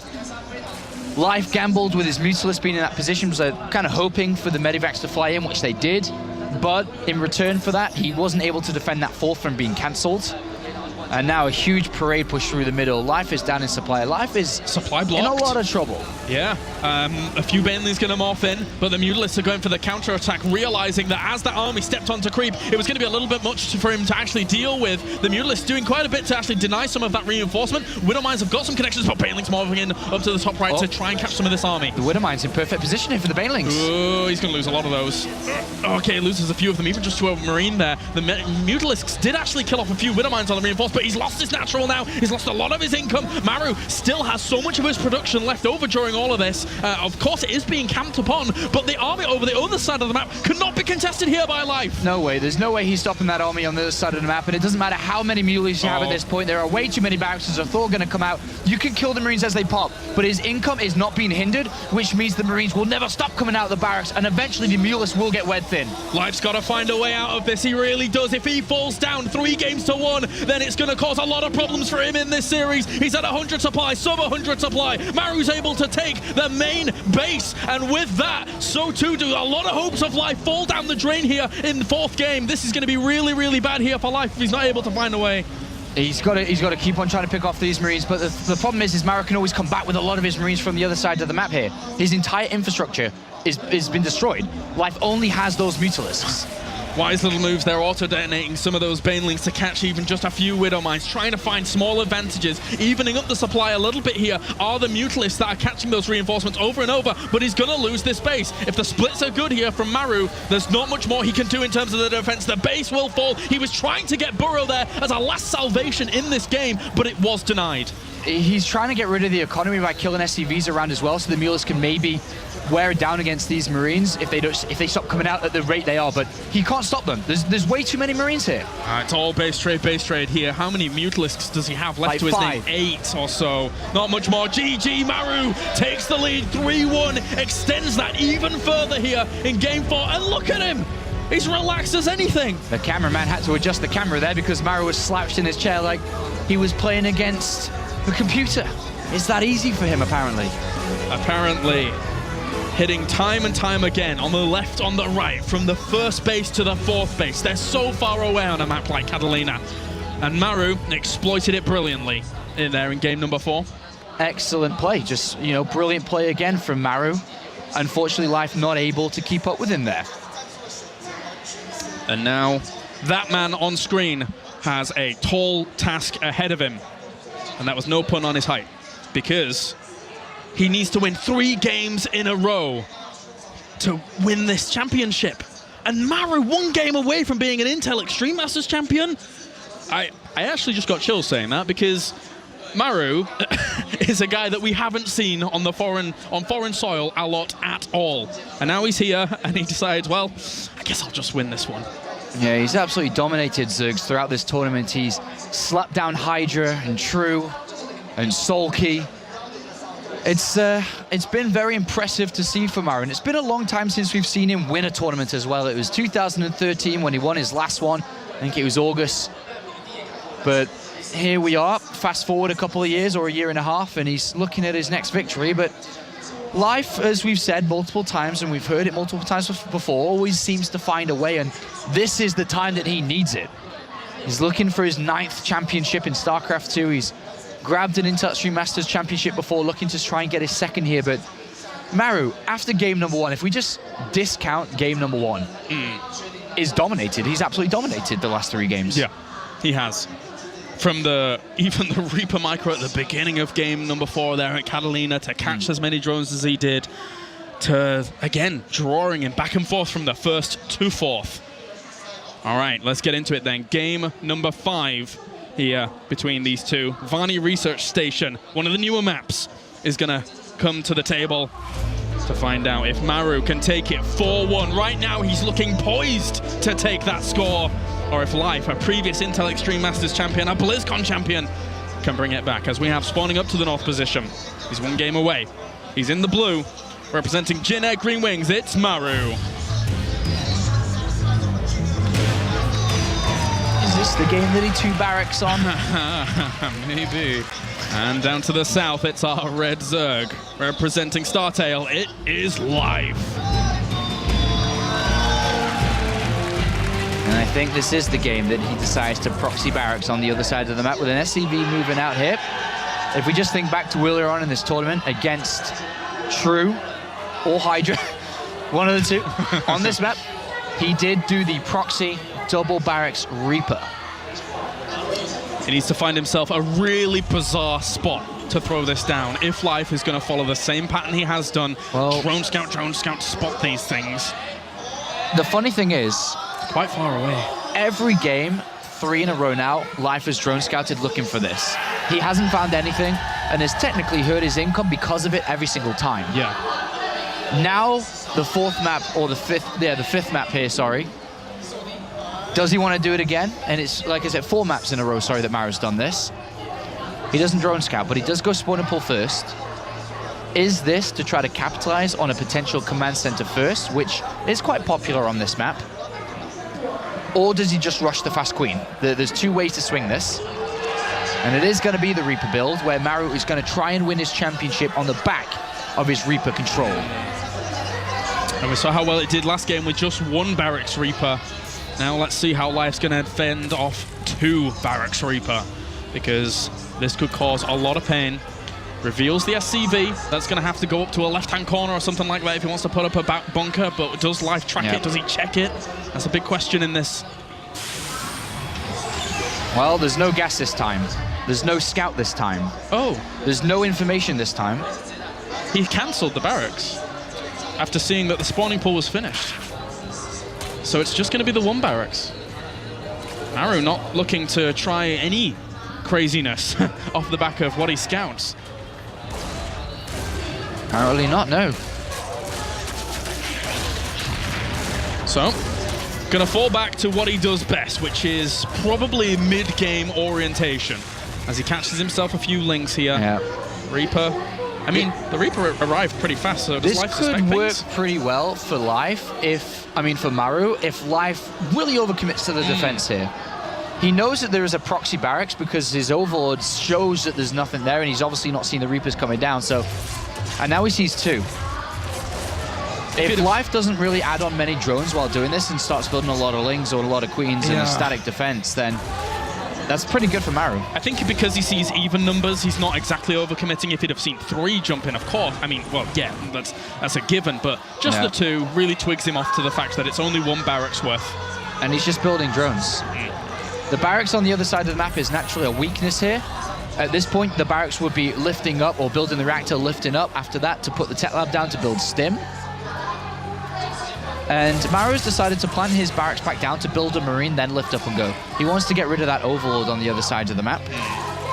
And actually probably will be able to catch it unless it moves onto the high ground just above the base in the middle of the map, which it's currently navigating towards. So. But Life not phased, and unfortunately here for Maru, with Life not being phased after deciding to cancel the 2nd barracks, Life's ahead. Life's got a good lead in this game. He's got a fantastic economy. He's up very, very far in terms of supply. Yeah, minimal amounts of defense was built. Only had 4 Zerglings. Yeah, reacted nicely, really nicely. Queen's been added on. Is very natural to be added on. And Maru's trying to compensate with double command center off the back. Yeah, so here comes a question which Sulky had to answer for in the last game he played against Maru. You gain a lead. What do you do with that lead?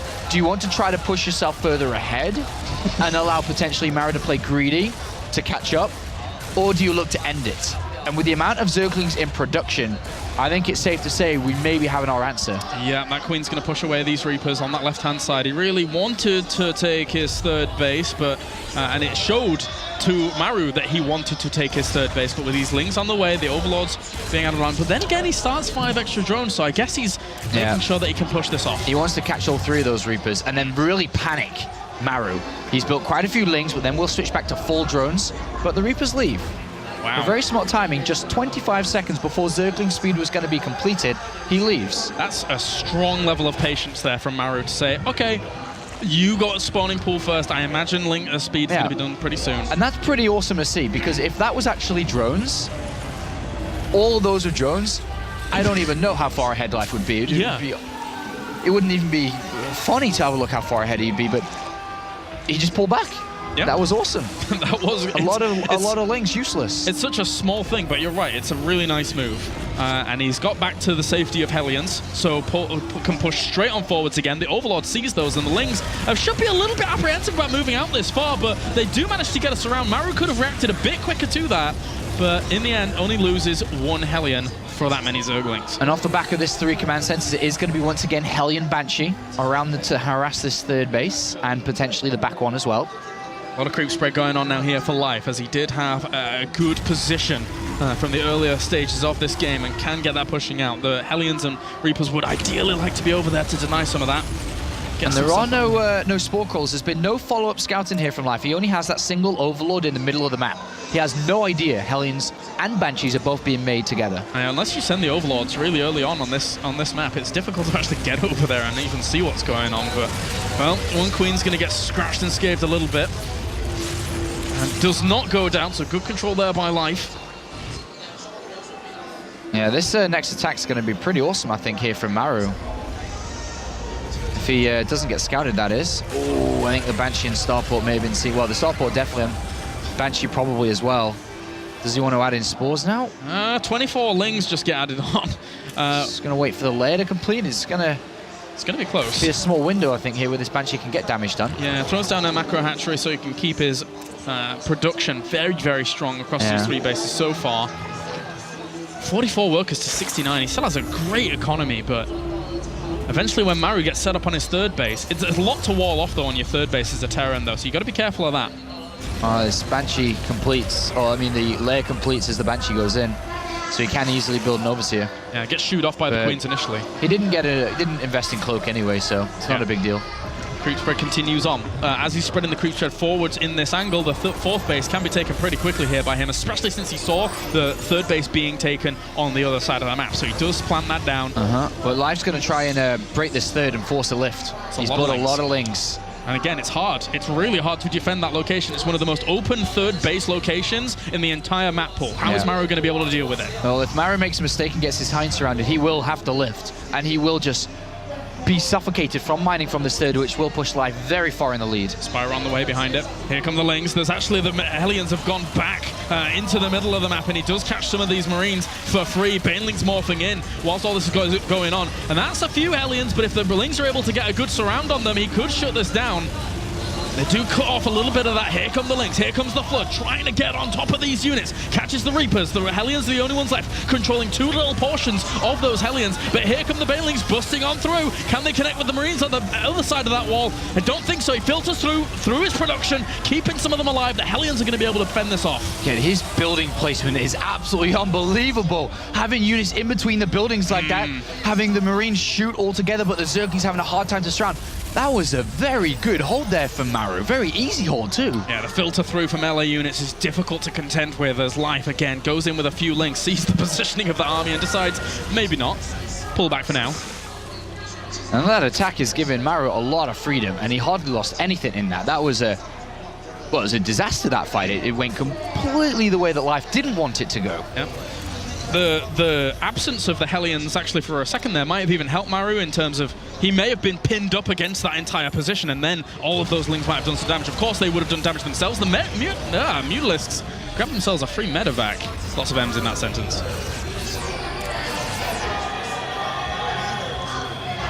Well, there's a 40 supply lead here for Life, and he's going to try and bust through a supply depot wall or in a bunker, or whatever there is over on that third base with these Banelings and Zerglings, but have been found by that Banshee, nice and easy. 10 more drones being added on for Life, and catches a few Mutalisks there. Just one, in fact. Goes down. 16 Banelings getting ready for the defense here. He's going to have that +2 carapace, which is always nice. He's got pretty decent creep spread as well. Still another flood of Lings. Sees the Hellbats morphing on the edge of creep. These Banelings are morphing in a brilliant time as he starts to clear up some of the creep to make it more disadvantageous for Life. Goes in for the engagement. A few of those Banelings actually catch the army on the left-hand side, but Maru pushes on and powers forwards. There's still so many Banelings, though. It's a bit of a treacherous line there to be walking for Maru, as He splits off a few of the banelings forward, and he still has so many retained back at home. Yeah, despite Life making a couple of mistakes here and there, he's had such a good economy from the beginning of this game. It was almost like he's playing a money map because of the way that Maru gifted the early game to him with the amount of drones he was so easily able to build, that he's just got a lot of stuff here. He's on 4 bases, he's got good creep spread, he's able to go up to the infestation pit and looking at the hive very easily without worrying about saving money to build an army. He's just in really good position because of this economy. Yeah, saving or getting an opportunity to throw down that and save the gas for that to transition onto the hive is fantastic at this stage against the Terran. A few banelings do end up falling in this engagement as Maru tries to split off once again. Mutalisks grab themselves a medevac, and Life's being very, very slow and cautious about this assault. As he goes in again, banelings on the left-hand side. A lot of those Marines did not split, and they did take big, big damage there against some of those banelings. And on the right-hand side, oh, these Widow Mines might be able to zone out. He's a little bit cautious again about moving forward. Split some of those banelings off as he's trying to chase Maru back further and further. The macro is continuing on, though. A lot of Lings going to reinforce against all of this. Well, he's chasing for the victory here. He's just going all the way back, pushing Maru from the edge of creep all the way to a stern, and is going to continue to hopefully push to get the victory to get his second score. Unless the supply lines are able to hold strong here for Maru, he's not going to have too much of an opportunity to really hold on at all, and he does manage to push it away for now. He needs to just gather his units around these barracks, plant these Widow Mines, and defend like you've never defended before. The banelings are morphing in as well. There's still a lot of Mutalisks harassing this area. Thor pops out, but the Mutalisks aren't clumped up enough for it to be doing ample damage to push it away. SCVs are off the line as well. Lings and banelings continue to power on forwards, and even going to maybe get a few of these SCVs. Got to be very, very careful with that. Picks up a few. And the Mutalisk actually brought down the Thor as well on the ramp, and GG! Life is able to take game number 5 and make sure that he is not down and out in this series, not going to die off in 4-1 fashion. Nope, but he's still got 2 more games to go, but it was a very nice game there by Life, almost gifted a little bit by Maru in the early stages. And he took full advantage of it. Said, okay, if you're going to try to go 2 barracks against me, cancel 1, then fall back, and it's fine by me, I'll take that lead. And he did take that lead. And Maru was just always fighting an uphill battle throughout that game, throughout all of it. Despite what Life threw at him, he had such a good economy to back every decision up. He was just able to have such a large army, and that's what won him the game at the end. And across the entirety of this tournament, not a lot of proxies have really worked out for Maru that we've been able to witness here. Everyone expects it from him. Yeah, that is the image he gives. That is what you normally come to see from him. Life taking the precautionary measure there of spawning pool first. Fends that off nicely. And now we find ourselves in game number 6. Expedition lost. As much as Life won that, you have to think that Maru helped him win that. Life has to win a game on his own merit there as well, where it was just very equal, and then he dominated because he played like he did in game number 1. He needs to be able to do that for the rest of this if he's going to be able to reverse this from a 3-1 deficit to a 4-3 victory. An Expedition loss is an interesting map. We saw at the very beginning of the tournament, Hyun versus Polt on this one. Hyun plays a different style, of course, to Life, so can't really take too much from that. But it does show us the potential for counterattacks on this map, the potential for trickery and drawing someone from the back rocks to the front. And when you're a Zerg player, when your units are highly mobile, that's a fantastic asset to have. Yeah, I think this map, Expedition Lost for Maru, could be a dangerous map for him to play greedy on. I would like to see him kind of take the initiative for himself against Life. All right, well, we're getting into things then. Game number 6. As Maru is still 1 game away from the Intel Extreme Masters Championship here in Taipei, but Life has breathed a new sigh of relief. And up to the top right-hand corner, it's our blue Terran representing Jin Air Green Wings. It is Maru. And to the bottom left, our red Zerg representing Startail, pulling it back in this series just a little bit. It is Life.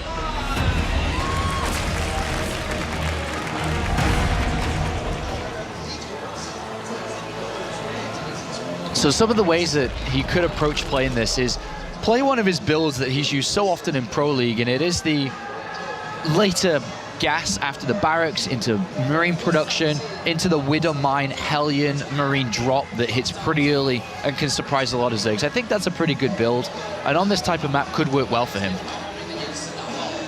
Life looking for that 2 barracks. Yep. And he's going to go very far out to try and find it. Yeah. Very far. And it is a command center first of all things coming out from Maru. So good economic opener for Maru. Life loses a little bit again because of the image of Maru, because of what he portrays himself as. But he will be going hatchery first as well. Yeah, so with the command center first here, already Life is going to be like, huh, you greedy little boy. And what can he do to punish it? Already hoping to delay the command center a little bit here. And opts to Which build he up the is. barracks. Yeah, he knows it's going to be delayed by the looks of it. And definitely doesn't want to have a hatchery placed down. Yeah. So he's like, okay, I'll delay my command center, that's fine. So that's a small win there for Life with that drone. Yep. Especially considering the deficit, or the little bit of deficit he had to make up from it not mining. So. And also, if there was an early spawning pool or something, he started to build the barracks in case there were. So it was a nice choice as well. But Life saying, all right, you're going to have a super late barracks, it's fine by me. You're not going to play greedy with your command center first. I delayed it, didn't I? And I had to build a barracks, it's fine. I can still get away with this 3 hatchery. Lovely little move there by Life. Maru's going to end up noticing this pretty darn soon after the drone hatch scout, or drone scout even. Is he going to build a Reaper? Ooh. Yes. Yeah. And now does he want to build a bunker? Is the second question. He may do. He's going back in, actually, towards that natural. But the Overlord does see it entering. So going in between mineral line with that SCV, not too much more. And comes back out. No bunker going to be made. All right, so a bit of a slower start after things have been scouted out on both sides. Both know what they're playing against. Yeah. With this faster third hatchery that Life has, he will have a lot of extra production come the mid game. Once the queens start lava injecting into these, because he's got 3 hatcheries set up, he'll have 3 sets of lava injects going much earlier than he would do if it was a normal game here. So we'll see what he decides to do with that extra set of production that he has going his way. Yeah. And it might come down to what he scouts, in all honesty, unless he really dedicates to something blindly, which, when your championship is on the line, do you really want to do that? Probably not. Although Life is the kind of guy that can throw caution to the wind and just go for things. 3 queens are about to pop at all of these locations. And this Reaper is being annoying. The space between the natural and the third base for this Reaper is quite nice, just in case drones pop out at one of these locations. The queen's going to have to zone out on its own for a little while whilst Lings catch up. Whoop. That's 1 drone kill. Ooh, nice. Got very close there to dying to the queen. Ooh, oh. Oh well. And that's your map vision gone. His neck. He's gone. Starport's going to go down. Yeah, currently there's no units out. So the Starport could... I mean, we'll see if he's going to try to pick up anything from this. I mean, if he even goes for a medivac in the first place. Lings are heading across as more and more drones pile out here for Life. Knows that he's not going to be threatened by that Reaper. Nice shots from the Hellions to clean that up, the first 2 Lings. And he's trying to hide, but you can't hide from Maru, as he is able to find them and kill them off. All right, medivac it is. But there's only 1 Marine, so it looks like it's going to be a 4 Hellion drop. Which could go, you know, all the way around to the main base. And then, of course, with 4 Hellions, he's going to be one-shotting these drones. Could be a nice move if it's able to be pulled off. 3rd command center right behind it, so seems like a small investment here for Maru to squeeze in that starport, then the command center afterwards. Medivac, of course, naturally given there with the starport. And that's why we see 2 creep tumors joining those bases together, because you have to be adamant about doing that on a map like this, between the natural and the 3rd base. If the Terran is able to establish themselves in that area, then you may as well say goodbye to your hopes. So a dart of an attack coming in. 4 Hellions on the left, 2 Hellions on the right. That has been spotted, by the way. And Life is adding on Lings. Queens need to get into position. Hellions on the right. There is a queen there. 2nd queen's going to come and help and reinforce, but 2 drones have already gone down to those Hellions. And here comes the attack in the main base. But the queens are already there as well. He's produced ample amounts of queens to go for this defense. He gets 2 drones, gets a 3rd. Some of these Lings are going to end up holding this back whilst the queens get their good job done, but those drones have to be very careful. They were very stacked up there for a second, but there's not enough firepower to bring down a huge clump like that. Pretty nice, 7 drones, pretty nice. And he did get out with the medivac.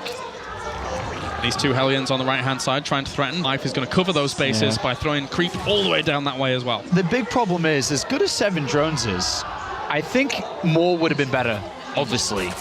Because with the amount of lava that Life has to play with, he's replenished and actually has already 62 drones.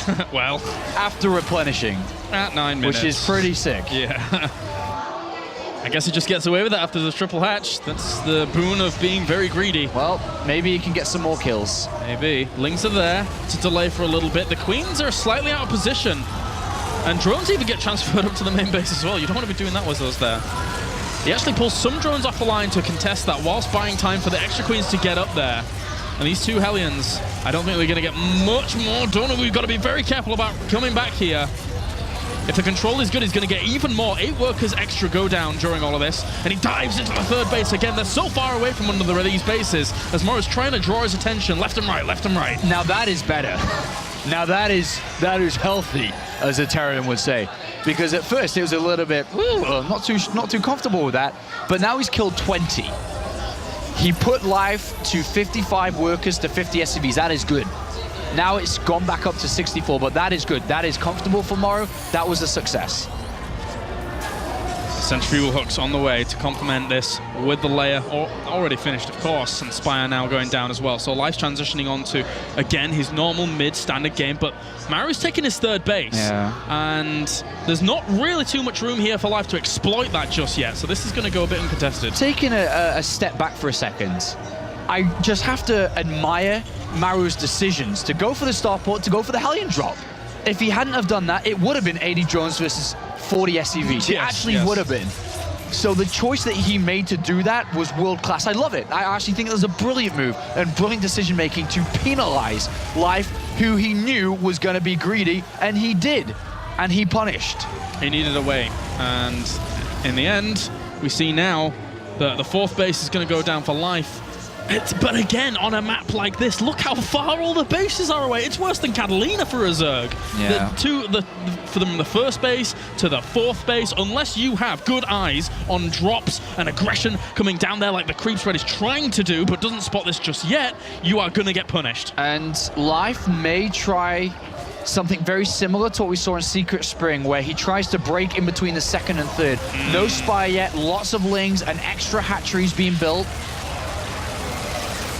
He's gotten himself in a good position with those Marines to eventually then pick up and get out of there. Oh, sorry, there is a spy. I didn't think the spy was done. Never mind. Excuse me. The spy has completed. All right, so some mutalisks on the way. So he's got to be, like you said, very careful of drops on the left and pushes on the right. Yep. And Overlord spread's non-existent on this left-hand side because the Vikings cleared up 1 or 2 down there. Exactly, you stole the words out of my mouth. He's been able to clear up so much vision. It's only the creep that's really granting him positions here. He's got some Lings well prepared in the main base, though, morphing in a few Banelings there. And again, this is the stage of the game where Terran wants to harass and slow you down, and then look to kill you when his 2-2 upgrades are done. So far, Life hasn't taken that much damage at this stage of the game. He's had pretty much 100% defense rate at the current point. Look at it, he hasn't taken any damage yet. Yeah, doing good. And as that creep wraps around towards that, I would say 5th base up to the top right of where the creep is currently on this map, then that's going to make it all the easier to defend that 4th base down to the bottom right. So Life's doing a good job of maintaining his cool and making sure that he can plan for the later stages of this game when Maru starts to really, really put on the pressure. Yeah, that Baneling was a sad twin Banelings there get blown up. But it's all about keeping units inside the main base and having the majority of your force on the right-hand side. And now Maru's like, oh gosh, I'm not really getting much done here. Starts to focus a lot more, clearing creep, pushing this right side. This game's going to be drawn out if both of them have to say anything about it. It's so even in terms of supply that it means that these engagements on both sides should be world-class, but he takes a lot of damage to those Banelings. That wasn't world-class. Maru should have been splitting. His attention was set elsewhere on the left-hand side, loading up these drops. And I was going to say, there weren't that many Banelings out there anyway, but they got a lot of damage done. Drop on the left-hand side now. Lings react instantly. Can't go in for that. On the right-hand side, Maru going to try and push onto the 4th base. Not that many Banelings. One of them rolls forwards, gets a good connection with some of those Marines, but thankfully they were able to deal with just the one connection. It's 1-1 to 2-2. 2-2 not finished just yet for the Terran. Oh, the Medivacs, the Mutalisks, why did they go back? They could have killed off those 2... not able to chase. Medivacs, I think he wants the bigger piece of pie here. Surround, he has to pick up and get out of there. Boosts away. gets a big portion of that army there. There's also the double drops going on to the left-hand side. Life should have took those two medevacs out on the left-hand side and then joined up his forces after. He wanted to get a lot more on this right-hand side, which he ended up getting nothing for. And now Maru here trying to push on again. Dropping down the scan, going to clean up some of this creep. And there's a few units just isolated here that Life doesn't necessarily want to be losing, but his army behind this is very, very potent, very strong. Is he going to go for it? Splits a few banelings forwards as the initial wave. Yeah, needs some more banelings. Only has 13 to his name at the moment. That's still a strong bioforce. 2-2 is about to complete. Rough hit there again. Life is in a perfect position. He's got 85 drones, he's on 5 hatcheries, he's gone unharassed throughout this game, and it's looking great. He's building up a very powerful army. The Mulus count has gone untouched as well. When you could build 30 banelings freely like that, you know you're in good shape. The one thing that is going in Maru's favor is the creep spread on this right-hand side has been pushed back pretty good. And now he does have these double drops on the left-hand side, and the Mulus are on the other side of the map. Whoa, going for the counter. A bold, ambitious move here for Life. Let's see if it's going to work out as the drops on the left-hand side. Static defense gets added on, but he goes straight to the missile turret to bring that away, and a few Marines even going to get evaporated as well under this pressure. This drop might be able to do a bit of damage. On the right-hand side, how much is he going to be able to do, really? A few banelings did actually catch with some of this army, but not too much of it. Maru was able to split nicely. Ooh, loses a few more banelings there as well. So some of these Widowmice still have a charge. Catches a lot of banelings there against this, but has to pull on back. Just too much on the ground. The Mutalists are doing a lot to the reinforcement lines here, though, of Maru. Yeah, and likewise, Marines inside the main base, too. Catching some of these units as well, but still, Maru can't really, Life can't really shut that down in their main base, but Maru's still taking a bit of damage in these. If he were able to get the engineering base, then good God, that would be amazing, but he doesn't quite have the upgrades on these Mutalists to kill those off without the army coming back to stop him. Gosh, he's doing a lot of damage to that mineral line there. Yeah, he's got 18 workers across these 2 bases. Swinging around, and now it's become a defensive game for Maru. Oh, gets caught with his medevacs transferring from one base to another. This is an opportunity here for Life to, well, he's trying to catch these medevacs. Well, he really needs to get out. Another medevac! Oh, Maru. He needs to get out of there, though. Caught between a rock and a hard place in between those 2 bases. As a Zerg player, when you decide to send your Mutalists out, is the time where you go, all right, I hope this works, because I know when I move out, drops are moving in. Yeah, and it did work out well for him. And now Maru's had to completely retreat back with all of his forces to manage to clear up the Mutalists. That has given Life time to regather everything back together, build up a baneling count. Luckily for Life, the drop inside the main base didn't do that much. If that had gotten the Spire, the spawning pool, a hatchery, Life would have been in much worse shape. But if you think about it, of both doing the same type of drop, Life did more damage than Maru did. Maru reels for a second, only to go push again here. All the banelings this time flow forwards. It's not wave after wave, it's just one solid push as the Mutalists trying to do some damage through the middle. Banelings aren't enough to be able to push back all of that bio, and there is a Thor in the mix as well, so those Mutalists have to be careful. Good fight there by Life. Once again, just going over to what I said earlier, when you play this 85 drone style, lots of heavy economy coming in, you want to make trades like that to wear the Terran down to then rebuild and go in again before he's ready. And he's expanding down the direction he's going to be pressuring here is Maru, so trying to defend and attack at the same time. Wouldn't even be too bad to bring down the rocks to actually reinforce that base a little bit quicker from his main, but he does get on the supply, on the production again, goops up a lot of these buildings, making it hard to even produce anything, never mind get them out to be killed, and Life is maxed out. Slowing down the income from that main base, slowing down the production as well, while killing off any loose units, while back at home, hopefully building up a big baneling count. He is going to be fighting against 3-3 in the next fight, but the way he's playing this out, by harassing... Picks up and drops off, but unfortunately he loses a few of those medevacs too. That Thor comes along and fends that off. Yeah, excellent play from Life. He's getting ready for one big push to come out when Maru finally stabilizes, and hopefully he's going to be ready to take that fight. He keeps finding angles. This is beautiful little Mutalist play by Life to kill off SCV after SCV. This army is not going to get microed. His attention's elsewhere, and all gets obliterated. Yeah, get those mules too. Fresh mules, lovely jubbly. Very nice. So Maru now down. Oh, the planetary on the right side! Oh, he's going to lose it! Oh, that was a lot of his income actually gone down the drain. 23 workers have fallen during this. Gets the missile turret on the second base. Life at the moment is doing it. If he's able to tie this up 3-3, Maru's going to hold on though. He's still got a little bit of fight left in him. The use of Mutalists, the use of flying around with them, pulling Maru left and right to then surge straight through to the planetary with the Baneling morph, with the high income that he has. Excellent move from Life, and that is a potentially it ties up the series. Yeah. It's going to tie up the series, that type of move. That completely hinders the income of Maru. After all the SCVs that have been slaughtered and no mining base, excellent. Maru trying to get back into it, but he's not got any opportunity at all. He's going to lose a lot of banelings on that fourth base as well. 36 workers got to transfer to that location. We missed that, but I was watching it on my monitor, Cloris. There was 36 SCVs that just got transferred over there, and they all blew up to 2 borrowed banelings. Oh my god, and now this is do or die for Maru. He has very little income left. Unless he's able to break this location of life, he's not going to be able to break him at all. The banelings move forward. Actually, the Thor's still alive, and he does do a big volley to those mutalisks, but still, reinforcements going to be coming for life. It doesn't matter, Cloris. There is so much Zerg here. He's going to come around to wipe up this army, and life is going to tie this series up.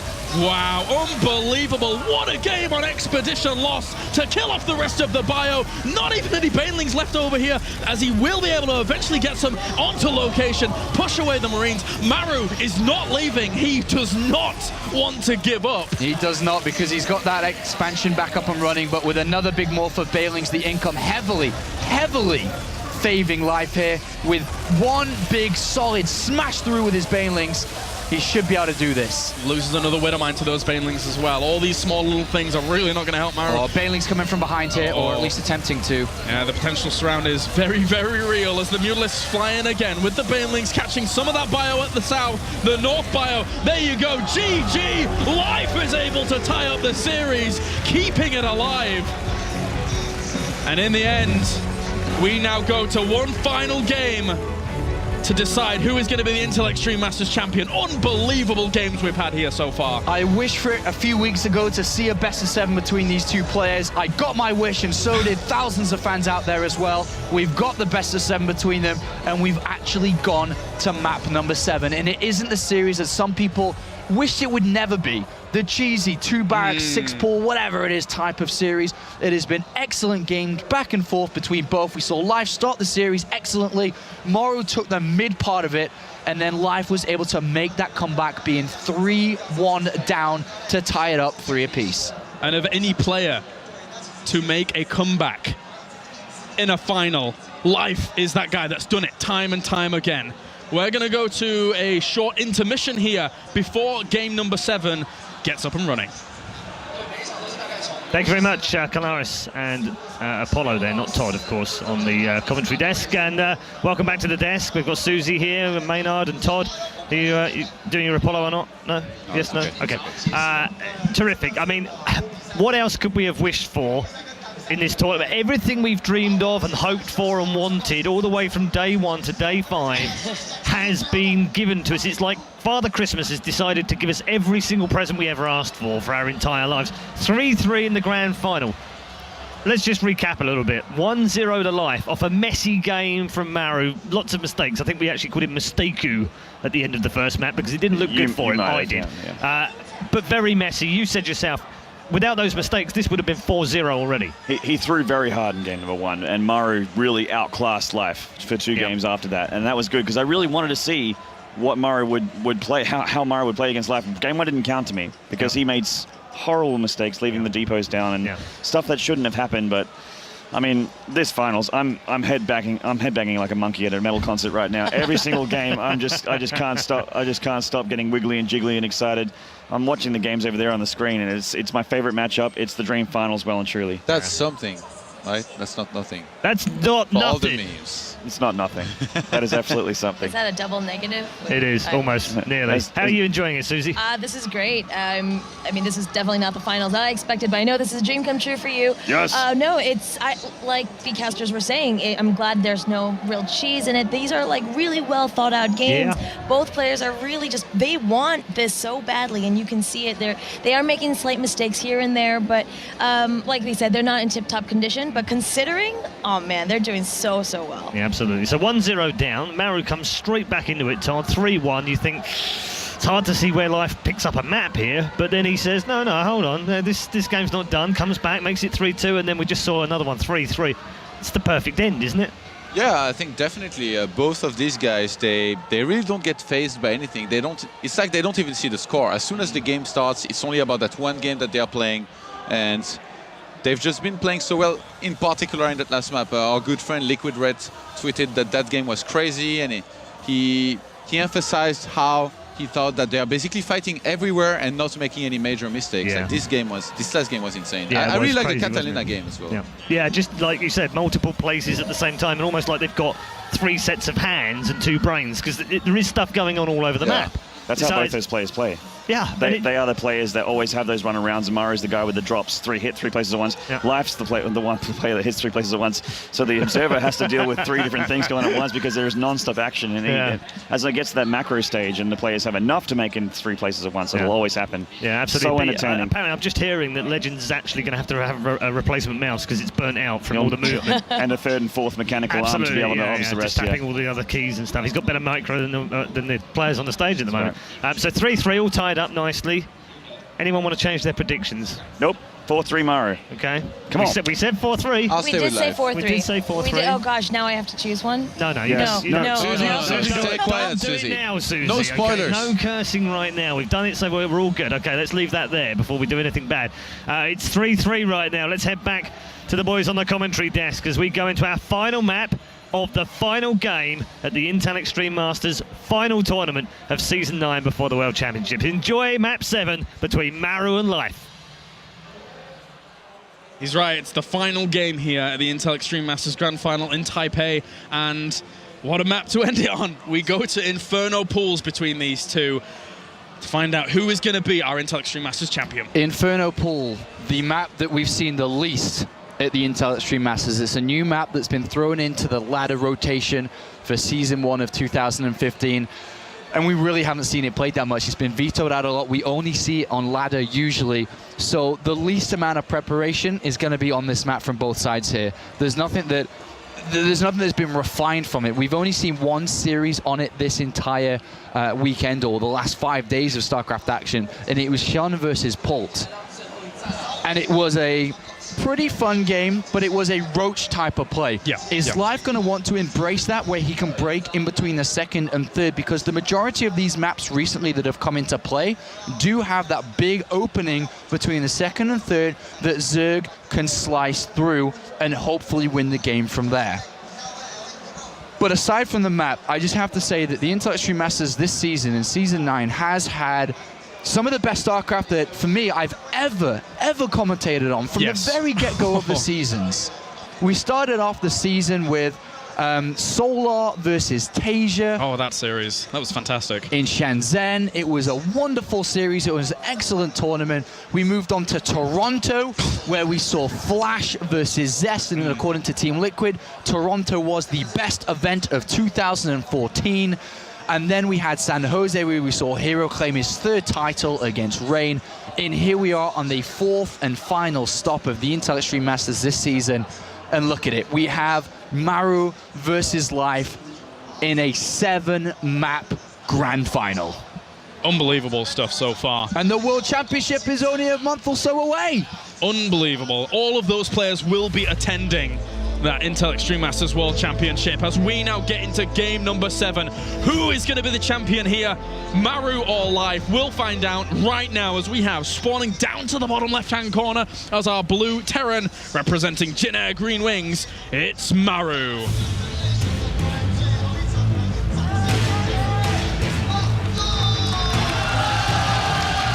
And over on the right-hand side of this map, spawning the bottom left, or right even I should say, as our red Zerg, it is Life. And it is close spawns. Yes. Which is crazy. These spawns are not the most liked from both of these players when they eventually find this out. It is very difficult because you are so incredibly close to each other. Just think about for a second as these builds shape up. Life's pocket 3 bases that he has on this right-hand side, if he consumes these and starts to have creep in the middle that is extending towards the split half point of this map, think about where Zerg usually would be. Now think about Maru and his 3rd and how close he's going to be just by sitting with his units in between the bases to how close creep actually is going to be. trying to take a 4th base. What happens if Life gets creative and takes the gold base forward? All types of weird strategies can come out from this. This is going to be a wild one, an absolute wild one. It really is, and there's no excuses in the end. It's just win or lose. You either win and you are the Intel Extreme Masters champion, or you lose and you go home in 2nd place. Right. There's nothing. As now, they do know where each other have spawned, and this is going to dictate a lot of the choices that they make. And I think it's mostly going to change the way that, well, it will change both, but in terms of aggression, will change Life. Is he going to be aggressive against this, knowing that his opponent isn't that far away? Maru is already going to be shaking in his boots, but he has opened up with 3 Reapers. Or at least is looking to open up with 3 Reapers. He's only just going at 1 right now, but he opened up with an 11 barracks, which usually suggests that 3 Reapers are going to be used, and he already has a bunker being built next to this hatchery. Looking to exploit Life already in the start of this game. Drone is actually going to the edge of this creep here in the main base to check if any bunkers are going down there. Finds it at the natural. So how's he going to react? He has to start working on it. Doesn't really want this to complete. No. SCV has to move away for a second. And here comes the dancing now as this drone has to go for an extractor. Reaper going to go into the main, but the Lings are already on the way. Bit of an annoyance to just know that that's completed, but also Zergling speed has been scouted here by by Maru, and he gets 1 free drone kill. Ooh. Doesn't want to be losing any more than that. The Lings do pop out. Buying time for these Queens to come along as well. Gets the SCV, so it can't repair. That's a really good start there for Life. Yeah, if he can get this down before the 2nd Reaper gets in. To start working on it. The Reaper only does so much damage here when it's inside and forces the burning, forces the cancellation. Good start by Life. And then Poke to have a look at that gas. Get to the drones as well. Sees how much is being mined. Actually pulls them away from that as... Another drone kill. Nice These start. Reapers are excellent here. 4 Lings are on the other side of the map, but they are going to run into a Reaper. Wow! Well, okay, he saw them. All right, that could have been dangerous. And speed's halfway done, so these Lings could take quite a bit of damage. Where is he going with those other 2 Lings? Just looking to save them, I suppose, at this point. He really wanted to get over there to the command center to see if maybe he could delay it for a little bit. Yeah, Maru's having a quick look around here. He's got to be very careful because Zergling speed is on its way, and of course, any type of rush could be on its way. Also, he doesn't really know what's going on, but Hellions are on the way. 3rd command center is the choice. Ooh. Coming out here from Maru, despite these positions, despite the aggressive tendencies that we know Life can have. Economic power play coming out of Maru in the final game. Few more Lings get added on just to keep himself nice and sturdy. Leia! Very fast. Whoa. Very fast. So 2 base layer play could be the choice here, or 2 base Spire, should I say. One thing to note, as much as we talked a little bit about earlier about how if Life plays aggressive, it can be very frustrating for the Terran, having the creep in the middle of the map and so on, but also very frustrating for the parade pushes that Terran can have as well. Don't forget about that Terran is very close, if Maru gets comfortable and gets a lead in this game, to just rallying over right to the heart of where Life's going to be. It can really be difficult for both sides. You got to be careful. That's why you need, ample creep spread to deny the speed and rapidity of that push if it's coming through the middle of the map.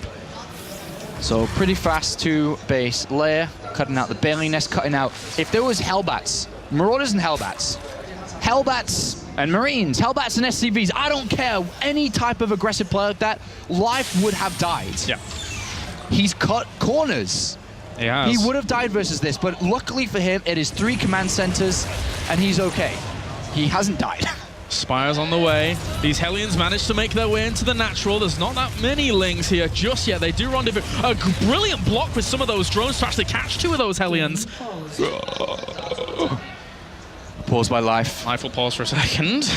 And as that was happening, there were 4 drone kills from the Hellions, but also Reapers inside the main base getting into the worker line too. It was a nice pulley maneuver there. I think Life was experiencing a little bit of latency because he's actually just writing in the chat, just testing to see. So admins will be with him in a second here, but he still has those Reapers in his main base. Dealing with that against the Queen, holding that down. Spires on the way, Bailey Nest is on the way. He's getting a few drones, or just 1 or so, but a few more Lings on the way because he needs to shut down the idea of these Hellions and Reapers on either side of his bases. Okay, he's just saying to the admin here that there was a bit of lag. Admin's having a quick look. And his Life said it's okay now to the admin and also in-game. in a very, very tense moment there. And completely understandable why you would want to pause in this situation. Completely understandable. Well, he's already started to take a couple of losses here of drones. Admin just checking Maru's all right, which he is. A lot of WCS points on the line for this, of course. The right to be a champion. Maru on search for his first Intelli Masters Championship at his first event, by the way, and his debut is looking at this victory.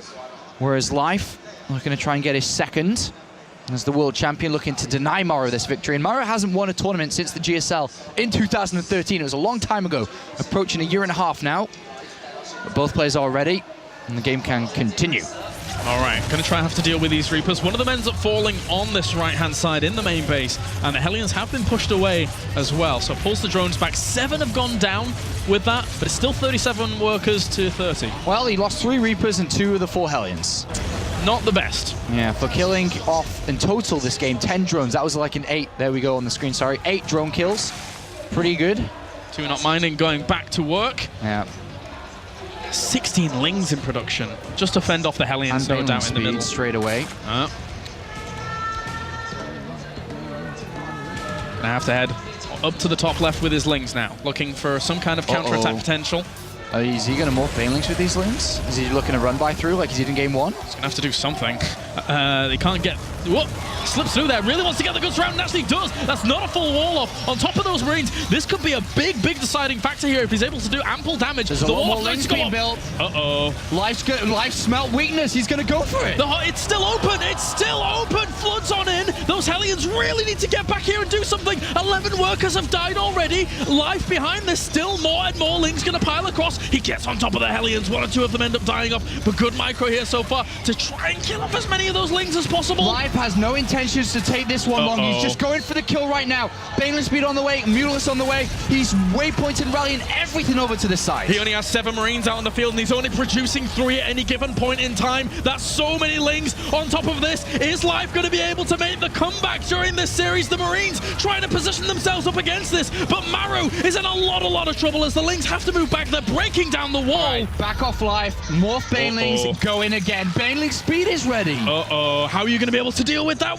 few Marines? He can split, sure, but he might not even have enough to split. Maru was way too greedy. 3rd command center, especially when you're losing 3 Reapers and 2 or 3 Hellions out in the open, and he's being caught for it. There's even Mutalisks here of all things. Life now. It's walled off again, but the Banelings are going to be able to bust through that, no problem, as the Marines behind cower in fear. Great target fire there by some of the Marines to bring down as many of those Banelings as they can, but can they bring down the Mutalisks? Can they bring down the Lings? The turret is zoning out those Mutalisks, and that 1 Baneling, a few Banelings, 2 Banelings just being drip-fed to this base. He's going to bring down the rest of these Marines. There's only 4 on the field left. 33 supply to 65. Life continues to stream through. Lifts up their supply depots he needs to somehow rally back, but there's not many worker units left at all for him. Drops the mules, but the Lings are now in the main base. Maru's in a lot of trouble here. Life has broken through. Can do so much more damage with extra Lings pushing forwards here. 2 extra Banelings morphing in. This is going to give him so much security down the ramp of being pushed off your natural. Maru's not going to give up just yet, but he's taken so much. He's walled himself in, and he's going to try and play this from 1 base, but Life is trying to break down the supply depot as the weak point at the south position. He'll break through that, taking the reactor with him, and then break through. Somehow, Maru needs to make a defense. Hellions, mines, medivacs, he needs everything he can get, because this is going to be very difficult. If he does not hold, Life will be a 2-time Intelli Master, the 2nd player to achieve that, right behind CJ Hero. Pushing away this natural. The natural is infested. Maru has no option but to try and push down, but even that against this flood of units, not only that, but there's a transition behind this. He was actually making 10 drones whilst all this was going on. He can't claim this. He's even blocking it with Creep. A brilliant little move here by Life. Widow mines. That's all I'm going to say. There's 1 so far. Needs a whole lot more, maybe. The 1 Widowman can make all the difference. More Banelings morph in. The Marines trying to lure this back. He is baiting it. If he gets a good Widowman connection onto those Banelings, he could blow up all of them. Maru playing this very cautiously, focusing down some of the Banelings. Some more Banelings end up falling. He needs to load double with the medevac so that he can get them out of there. Baits it back. Burrs the Widowmine. Unburred the Widowmine. He's using the command center to also hide the Widowmine notice, even though it's probably not intentional, but he was hiding it. Yeah. He wants the Banelings. He pushes off to the natural. He actually, a lot of those Banelings hit those Hellions at the front and didn't do too much. Maru might be able to break out into the natural. There's a lot of Lings on the way though. Still the Widowmine is there. Actually connects with some Lings, and that's the only Widowmine he had for a little while. There's a lot more units coming over though, and he's wasted all of his units trying to break down because he realized if he doesn't take the natural, he isn't going to be able to mine enough money to keep up with life. Still the flood on forward continues. If that supply depot falls down with those Lings nibbling away at it, then it could be a lights out here. If this base is breached and it's burning down, he really needs to be able to hold on. It was very close to holding on close, but it is becoming much more unlikely. Banelings get in top of these the units, and they're going to bring down one or two of them. And also this command center is going to fall as well. Maru. He's scanning the bases. That's usually a sign of him giving up. He's checking his opponent's economy rather than pushing his own. He can't do anything. He can't do anything. There's too many Lings. There's too many Lings for life. His trademark unit is able to be all over this base, killing off SCV after SCV. GG life. An unbelievable recovery in this best of 7. He's been an Intel Extreme Masters champion in the past, but he does it here at the Intel Extreme Masters Taipei.